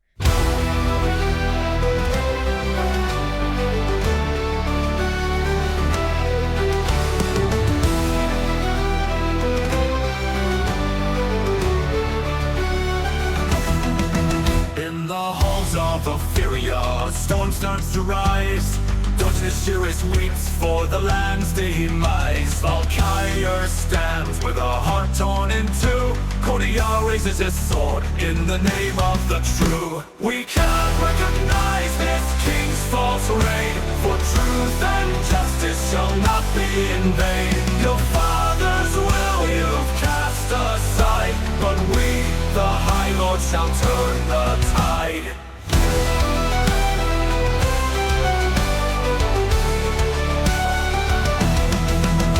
The banners are lifted, the horns loudly blow. Through valleys and mountains the warriors flow. To Chryselis they march, with fire in their eyes, to end the rule of deceit and lies. We cannot recognize this king's false reign, for truth and justice shall not be in vain. Your father's will you've cast aside, but we, the High Lord, shall turn the tide. The banners are lifted, the horns loudly blow. Through valleys and mountains the warriors flow. To Chryselis they march, with fire in their eyes, to end the rule of deceit and lies.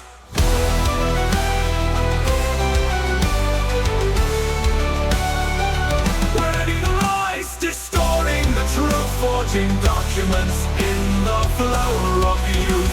You violate the sanctity of light and land, but our will is stronger, our hearts will stand. Lords gather in the shadow of night, their banners unfurled, ready to fight for Daconia's peace, for the land we defend. This usurper's reign we shall bring to an end. We cannot recognize this king's false reign, for truth and justice shall not be in vain. Your father's will you've cast aside, but we, the High Lord, shall turn the tide.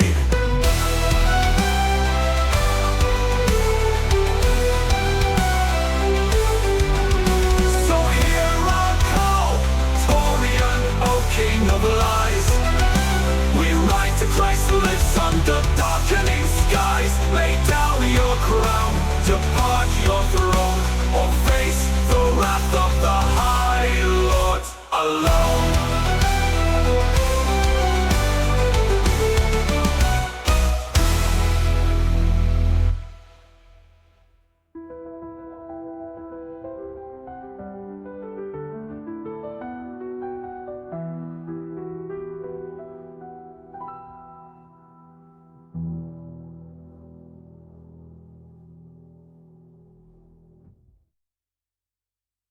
Okay, let's dive in. Picture this. It's 4:55, High King's calendar. You're standing outside Chryselis. Huge walls. And outside, an army. 3 powerful dukes. They've brought maybe 4,800 soldiers. Right, and inside, King Corian, he's got just 2,200 defenders. The numbers are stark. It's not just a small disagreement, is it? This is Daconia teetering on the edge. It's rooted in that whole succession crisis we've talked about. Yeah, exactly. You've got General Torian versus his nephew, Gare. And Gare's got backing Lady Bethrice, the Ventinary. A lot of it stemming from that accusation against Queen Diana. The alleged poisoning attempt way back in 444 HKC, that's, 11 years ago? 11 years. And it seems like that unresolved tension is just boiling over now. It really highlights how personal grudges and maybe a lack of clear legal process for these things can just explode, you know? Yeah, that's a good point. And Queen Dionysus' move, calling in her own family, House Tauphin maybe seemed smart at first, secured the city. But wow, did it backfire? It didn't just annoy the commoners, the Amitiniari and Uliniari. It actually pushed these powerful dupes, these major players together. They formed this Callie Brotherhood. Right, the Callie Brotherhood seems like a direct response, a unified front against the queen's actions, which really shifted the power dynamic. And these aren't just any dukes. No way. We're talking Courtier de Raisnan of Voltaire, Vëiara Chambroise of Lefraise Dievis, And Duchess Chiris Raquerles of Ophyria, a heavy hitter. Them marching on the capital, that shows you how deep the fracture runs in Daconia. It's a serious break. Yeah. And into this mess walks Orgolian Tauphyns. Okay, Orgolian. The sources paint him as this old friend, right? Close to Chiris, close to Courtier. He's supposed to be the peacemaker. That seems to be the hope, yeah. So that's our mission for this deep dive. We need to get into this last negotiation. What were the real issues? Why couldn't Orgolian bridge the gap? Why did peace fail here? Precisely. And let's start with the stakes. I mean, okay, the dupes have more men right there outside the walls. But the sources mention Torian might get reinforcements from Lior. So it's not just about the numbers now. It's the risk of this dragging on, becoming a full-blown, nasty civil war. Which you'd think nobody really wants. The text even says the dukes are hesitant. They remember Torian's father, respected him. Right. It suggests it's not necessarily about tearing down the whole dynasty. It's about specific, deeply felt grievances. And for Courtier and Chiris, those grievances are very personal. Oh, absolutely. For Courtier, it goes back to that poisoning accusation. His grandson, 11 years ago, allegedly Queen Dionysus. That's clearly still raw. A festering wound, yeah. Yeah. And Chiris, it's more immediate. Torian trying to give Ophyrian lands to House Tauphin. Lands she sees as ancient Ophyrian territory. The source describes the Tauphin actions pretty harshly. Massacres and assaults, ravaging peaceful fields.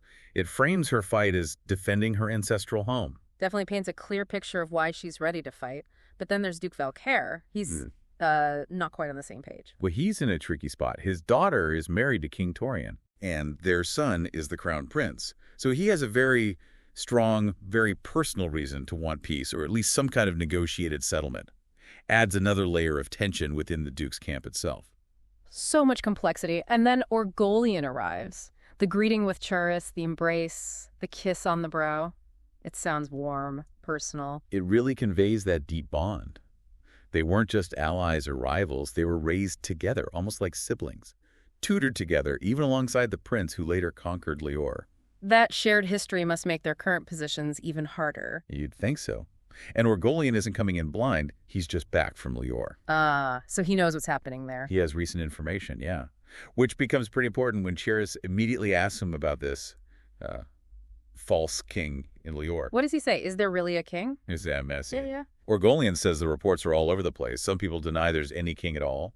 Others talk about war bands, different leaders claiming titles, Emperor of Elias, King of Shadows. Wow. Yeah. Or maybe some kind of elected king from the republics, or just a council. It's chaos, basically. Yeah. Which is this whole other crisis simmering while Daconia tears itself apart.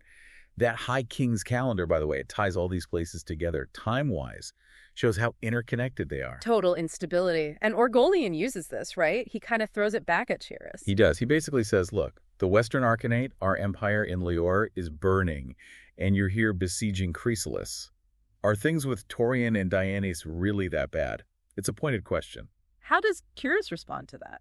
She brings up Lady Bethreis's situation again, blames Dionysus for stirring up the Tauphyns, and warns about, returning to the Dark Ages, trying to frame it as a bigger existential threat. But Orgolian's still skeptical. Yeah, he pushes back. He asks how House Tauphin, who he calls relatively small, could possibly challenge all the major houses of Daconia on their own. He suspects there's something more going on, something she's not saying. And then this mention of the raven. Yes. That hits a nerve. Chiris says it, and it clearly triggers something dark for Orgolian. A memory of betrayal, 400 men dead, someone called the Eagle nearly falling. A shared trauma sounds intense. Definitely. It hints at this whole complicated backstory of trust and betrayal between them. But even with that history, Orgolian struggles with the accusations against Dionysus. Specifically the poisoning. Yeah. He can't seem to wrap his head around why Dionysus would poison the child of Ionin, her favorite son. just doesn't fit the person he thought he knew. Does Chyrrus have proof? Interestingly, Chyrrus actually admits she's not totally certain about everything Bethroyce claims. No. But she's absolutely firm on one thing. Ophyria will not be divided. That's non-negotiable for her. She does offer a way out, though. Torian surrenders honorably. His son Amer inherits eventually, if they meet the Duke's demands. Okay, so she's still willing to negotiate, but on her terms. Which leads us to the demands themselves. What exactly are they asking for? Right, the conditions. Orgolian takes these into the city. There are 6 main points. Okay, lay them out for us. 1. Queen Mother Dievis under house arrest in Castle Raquerles, and a trial for the Count of Acheka and his marshal. So accountability for Dievis and the Tauphyns. Makes sense. What's 2? 2. Give the Duchy of Nometh back to Gare, Prince Ionan's son. Restoring Gare's inheritance. 3. 3. Voltaire gets lands ceded to them in Raisnan. So Duke Courtier gets something specific for his house. 4. 4. Ophyria's borders get pushed westward all the way to the area. Duchess Chyrrus gets her land secured, expanded even. Okay, 5. 5. A new rule, basically. A decree saying kings can't just mess with duchy borders or kick out noble houses without a really good reason, a just cause. Limiting royal power, preventing this kind of thing again. And the last one? 6. And finally, 6. King Torian must abdicate. His son Amer is recognized as the heir, but the lords of the realm get to choose between Amer and Gare for who actually becomes king. Wow. Okay, Right. that's huge. Abdication and a potential challenge to his son's succession? That's a massive list. It really is. It covers the specific grievances, Dionysius, Nomen, the lands, but also tries to reshape the balance of power going forward. And the fact they agreed on these 6 things shows they were pretty united, at least on paper, despite Vëiara's personal conflicts. So Orgolian takes this package into Chryselis. 12 hours, the source says, must have been incredibly tense negotiations with Torian and Dievis. You can only imagine. The dukes are waiting outside, hoping for a breakthrough. But that's not what happens, is it? What does Orgolian report when he comes back out? No, the news isn't good. He says Dievis is basically doubling down. She insists her actions, especially regarding the poisoning incident years ago, were justified. She's not backing down at all. Apparently not. She tried to get her husband, the late king presumably, to change the law about it back then, but he refused. So she feels she acted correctly within the circumstances, even if it caused all this trouble. And Courtier's reaction to this? Just grim acceptance, it seems. He mutters something about the king relying too much on his counselors.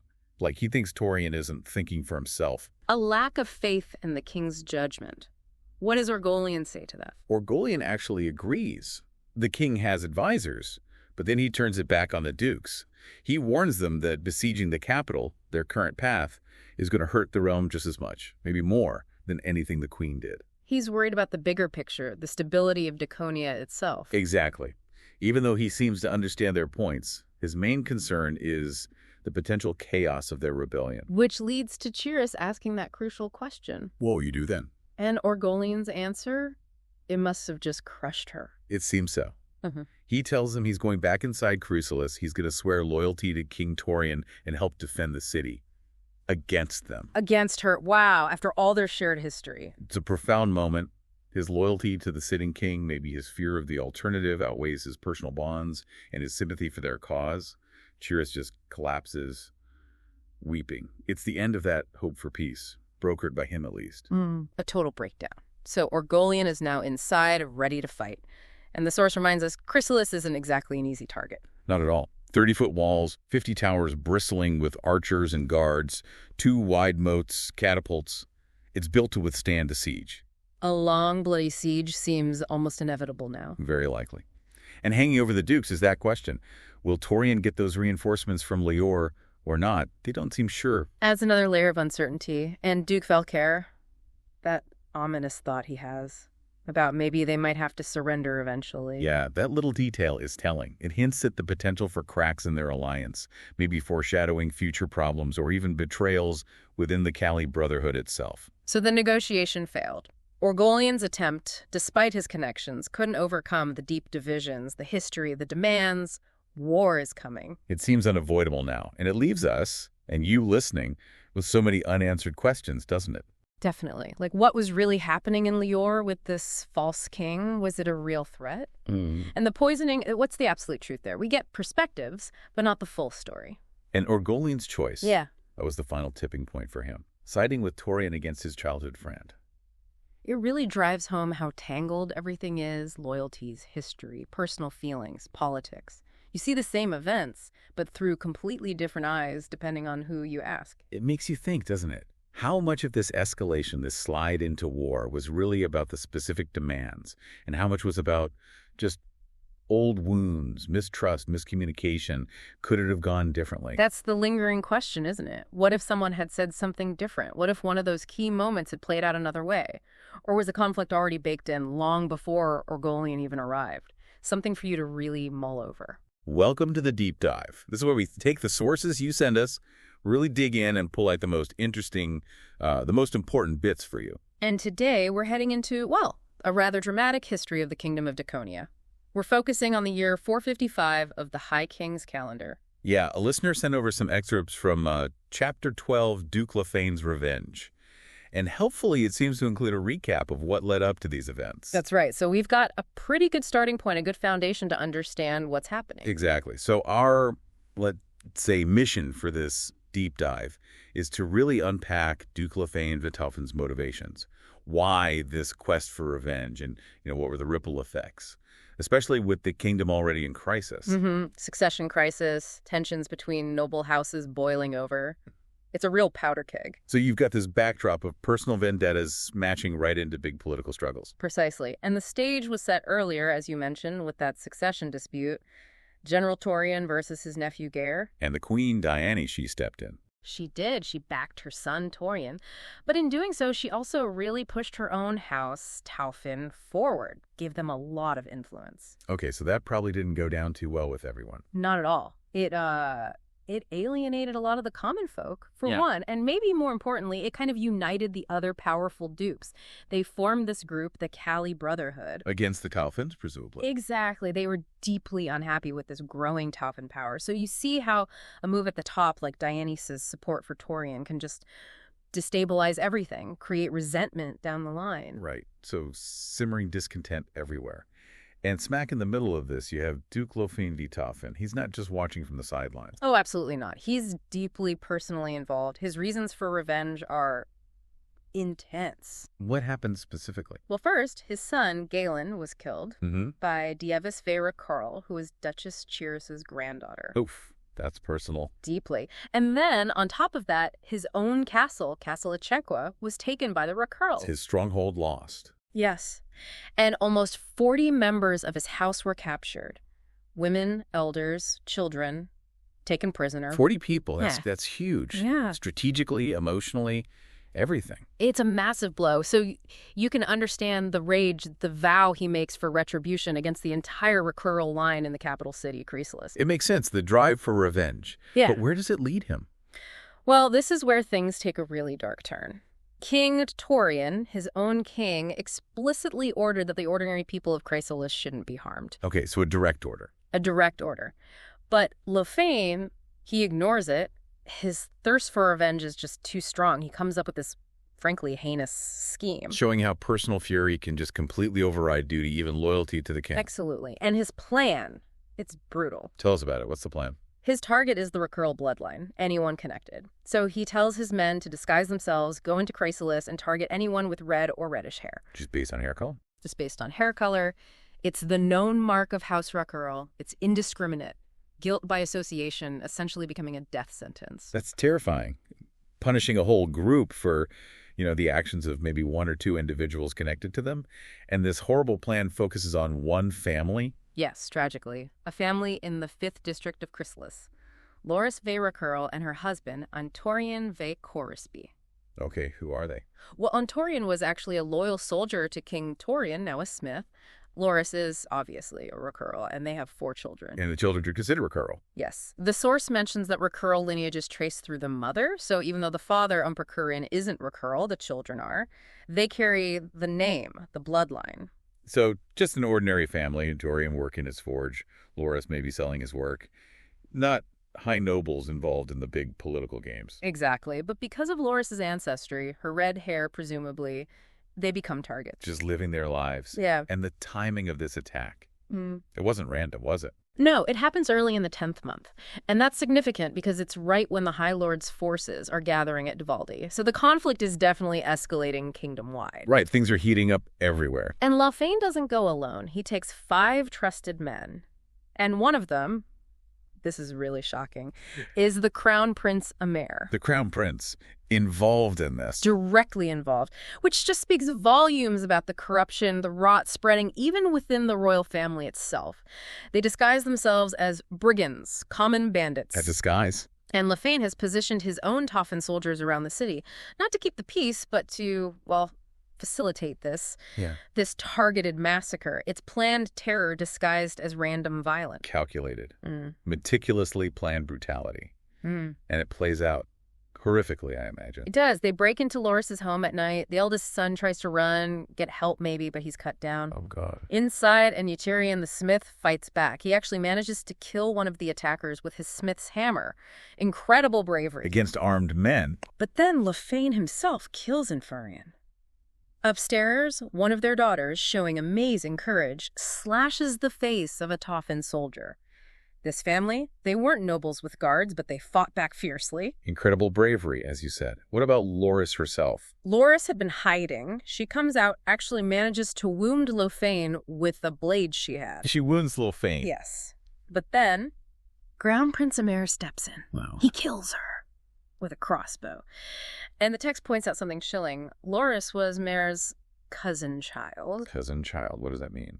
It seems to imply a close family tie, maybe like a godchild or perhaps a niece he was particularly close to. Their daughters were apparently close friends too. So he killed his own kin, someone he likely knew well. He did. It just shows how far things have fallen. Personal ties, basic morality, just shattered by the conflict and this thirst for vengeance. The future king committing such an act, it's deeply disturbing. It really is. A chilling moment that just drives home the personal cost. But the source material draws contrast here, doesn't it, between Lawfain's actions and how the Raquerles were treating their prisoners. Yes, and this is crucial. It really highlights the moral difference. While Lawfain is doing this, the Raquerles are holding nearly 40 Tauphin captives back at, presumably, Echequa. The ones taken earlier? Exactly. Women, elders, children. And how are they being treated? With basic humanity. They have warm rooms, blankets, food, soup, the text mentions. They're waiting to see what happens, but they aren't being tortured or massacred. Wow. So Lawfain's captives are treated humanely while he's out slaughtering civilians related to his enemies. It completely undermines any kind of justification he might try to claim, doesn't it? It paints his actions as pure, brutal vengeance. Nothing more. No strategic necessity. No eye for an eye in terms of treatment. Just sheer cruelty. And the horror in that house, it didn't end with Loris's death. There was another daughter. That's right. The second youngest daughter. Her name is given as Vinis, or maybe Vinis. The text isn't entirely clear on the spelling. Amer finds her. Oh, no. He brings her downstairs to Lawfain, the text. It implies Lawfain, having killed the parents, now intends something even worse for the child. He actually tells his men, including Amer, to leave the room. You wanted to be alone with her. It seems so. But moments later, they hear a scream. Amer runs back in, and he finds Lawfain on the ground, bleeding heavily, seriously wounded. This young girl, Vinis, she struck back. She wounded him badly, a strike to the groin area. Wow, this child, after witnessing everything, she fought back. That's incredible courage. Extraordinary resilience. Faced with pure terror, she found the strength to resist, a real testament to the human spirit even then. But what does Amer do? Seeing Lawfain hurt? Seeing this girl's defiance? Amer kills her. Another crossbow bolt. He kills the child. He does. Why? Maybe to silence her? Maybe out of some twisted loyalty to Lawfain? Maybe just further descent into brutality? It's just layer upon layer of horror. It just gets darker and darker. And even Lawfain's own brother, Raisnan. His reaction when Lawfain is recovering is unsettling. Right. Raisnan visits the wounded Lawfain and apparently makes some grimly humorous comment. Something about how he, Raisnan, might inherit Ophyria, presumably Lawfain's main title, or lands if Lawfain's other sons weren't still alive. While his brother is recovering from being nearly killed after massacring a family, Right. He's making jokes about inheritance. It shows that cold, calculating political ambition is just always there, churning away beneath the surface. Even amidst such personal tragedy and violence, power is still the game. Unbelievable. But amidst all this death, 2 people from that house did survive. They did. Loris's youngest daughter, Revis, she somehow got away, ended up on the rooftop. Oh, phew! With help, it seems. An unlikely companion. Dievis Raquerles. Wait, Dievis, the one who killed Lofain's son, the initial cause of all this. The very same one.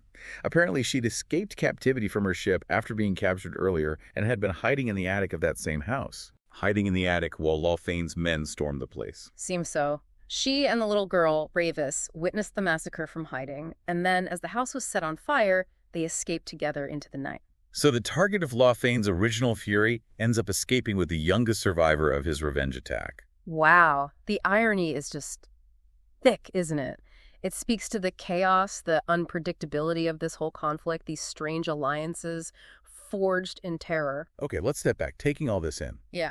what are the main takeaways from Lofain's actions here? Well, first and foremost, it's a brutal illustration of unchecked revenge, how it just spirals into extreme cruelty, targeting innocents, completely ignoring orders, ignoring basic morality. Yeah. It shows how quickly personal anger can just explode into widespread atrocity when things are unstable politically. Exactly. And the Crown Prince's role, his direct involvement, the murder of his own relative, that points to a really deep corruption at the very top. It's incredibly concerning for the kingdom's future stability. Definitely.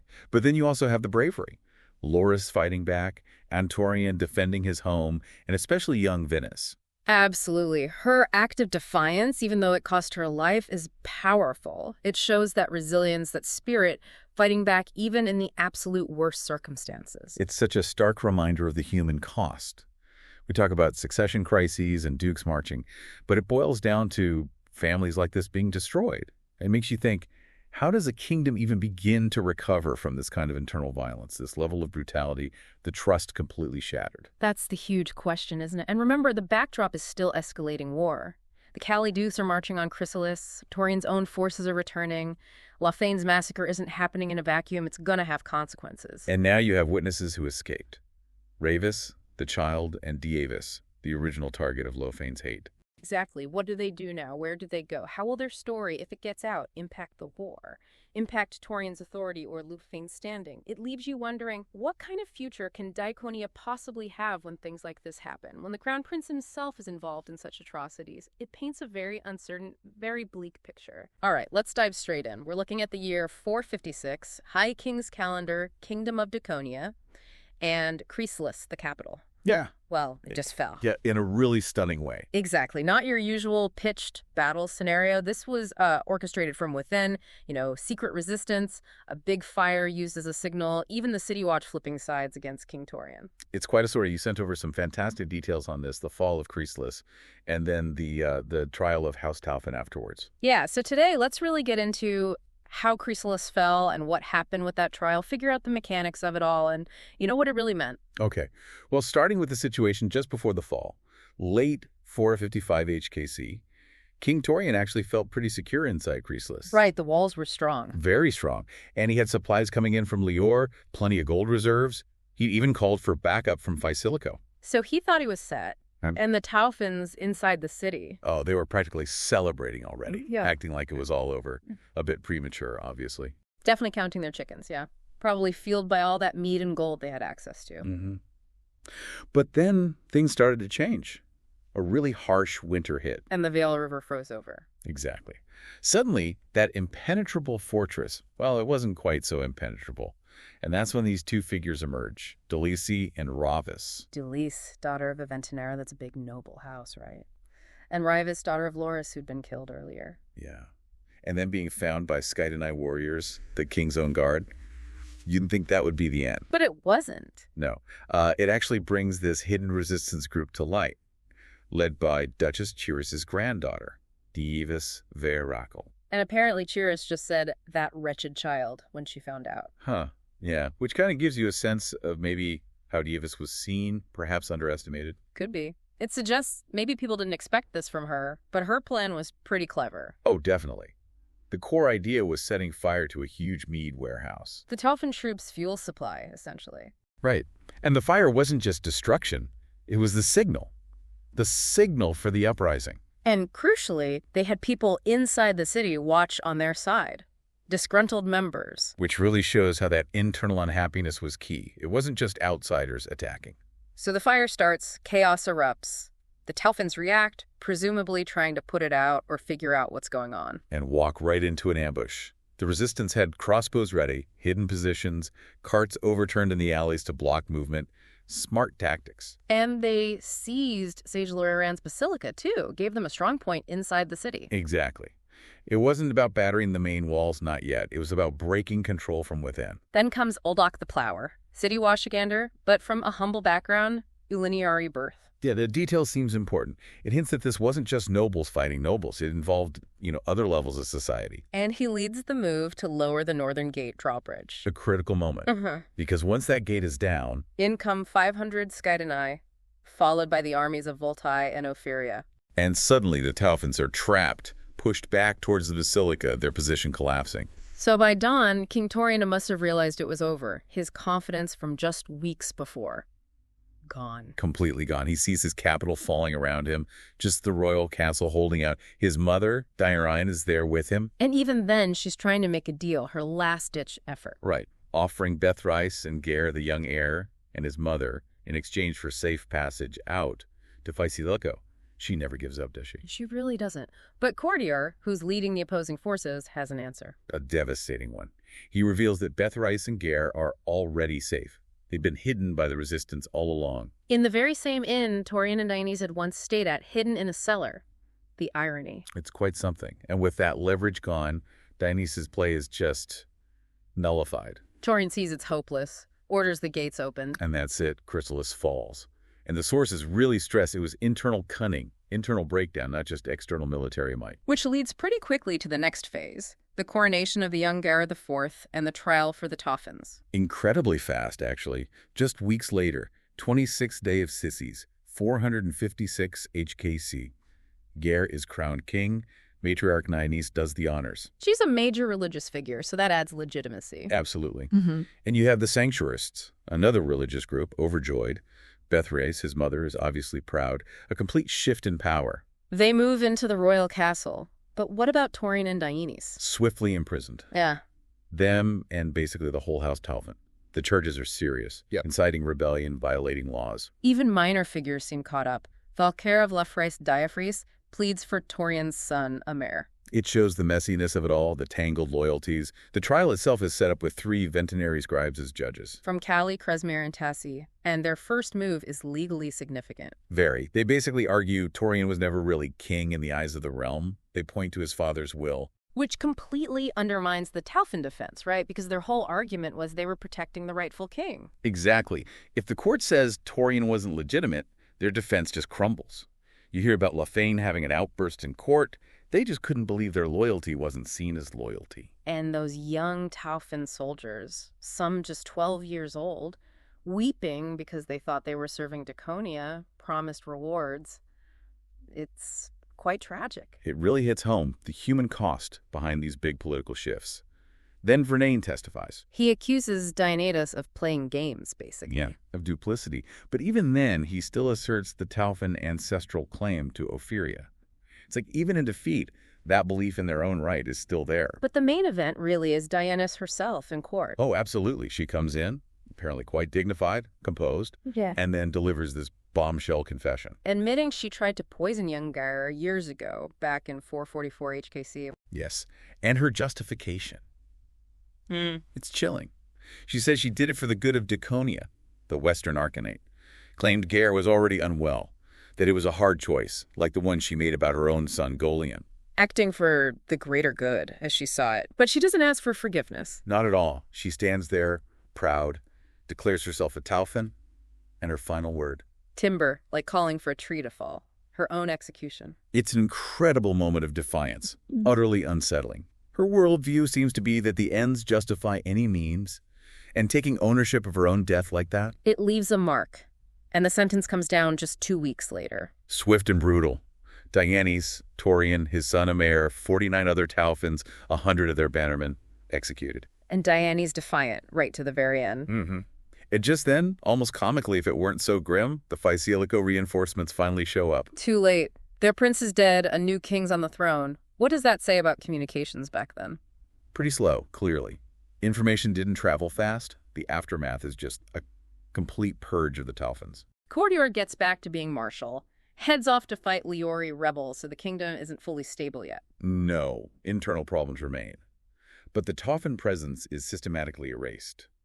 Banners burned in Chryselis, in Lior, lands confiscated, their black fortress stripped. Even surviving knights are demoted, exiled to Lower Threum, families broken up, scattered. Yeah. And Orgolian and his sons, despite past heroism, they're banished for 10 years. It's a total dismantling. But the sources say, from the Tauphin viewpoint, they thought they were doing the right thing, responding to the king's mother, defending the peace, defending who they saw as the rightful heir. That seems to be their perspective. Vernane's question would other great houses have put up with the slights they felt they endured. It shows their sense of grievance, maybe a blindness to how their own actions were perceived. And amidst all this political drama, there's Sophris' story. Ah, yes. Galen's widow. She mourns Dionys, but still loves her late husband. She ends up seeking refuge in Melicel, under Duke Valcaire Vichambois' protection. And gives birth to her son Roland in the Basilica of Callie. It's just a reminder, isn't it? Behind the battles and trials, there are these individual lives just completely overturned by events. So when you put it all together, it's clear this wasn't a simple regime change. The fall of Chryselis, the end of the Tauphyns, it really highlights how fragile power can be. And the power of internal resistance, when it's well organized and hits at the right time. Plus, all the complex layers of loyalty, duty, ambition. Dionysus' final words. Timber. It really makes you think, doesn't it, about her justifications, what acting for the greater good even means, and who gets to decide that. Absolutely. It's a stark lesson from the end of the First Antler War. History isn't always shaped by the biggest armies. Sometimes it's the choices, the sacrifices, the cunning of individuals working from the inside, seen or unseen, that change everything.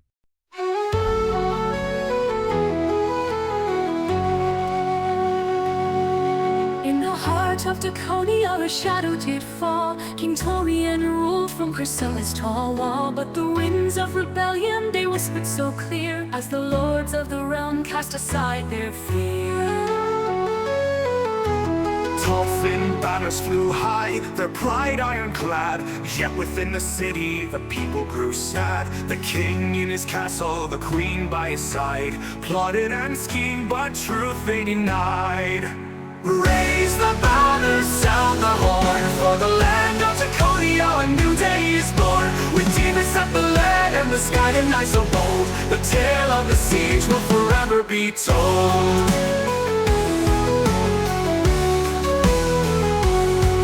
In the cold grip of winter, when the rivers froze tight, the city was bound in the dark of the night. But Dievis the bold, with fire in her veins, gathered her sisters on Chryselis' plains. From the northern hills, the Skydina came, their eyes set ablaze with valor and flame. They joined with the lords who sought to be free, and swore they would topple the dark tyranny. Raise the banner, sound the horn, for the land of Daconia a new day is born. With Dievis at the lead and the Skydina so bold, the tale of the siege will forever be told.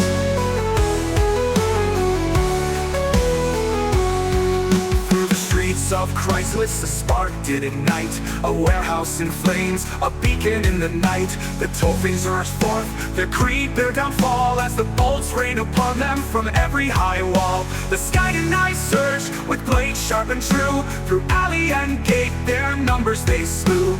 At the north gate, the drawbridge fell down, as Uldoc the plower with courage took the crown.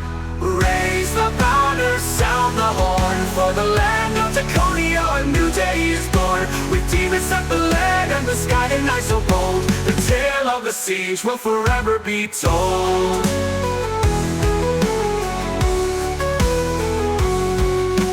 Castle Dionys spun her final deceit, but Bethray submerged, her victory complete. Torian defeated, saw no path to take, and with a heavy heart the king did forsake. The gates opened wide, the battle was done, but the memory of the siege had only begun. But Dievis and her sisters with Skydina fierce, their names in the songs no time will pierce. Raise the banner, sound the horn, for the land of Daconia a new day is born. With Dievis at the lead and the Skydina so bold, the tale of the siege will forever be told.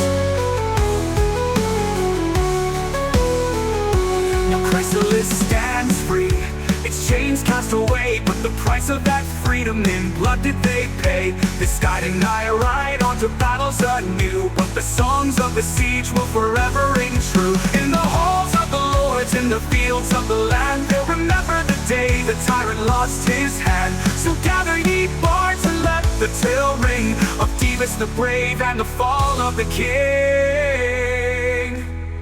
Raise the banner, sound the horn, for the land of Daconia a new day is born. With Dievis at the lead and the Skydina so bold, the tale of the siege will forever be told. Raise the banner, sound the horn, for the land of Daconia a new day is born. With Dievis at the lead and the Skydina so bold, the tale of the siege will forever be told.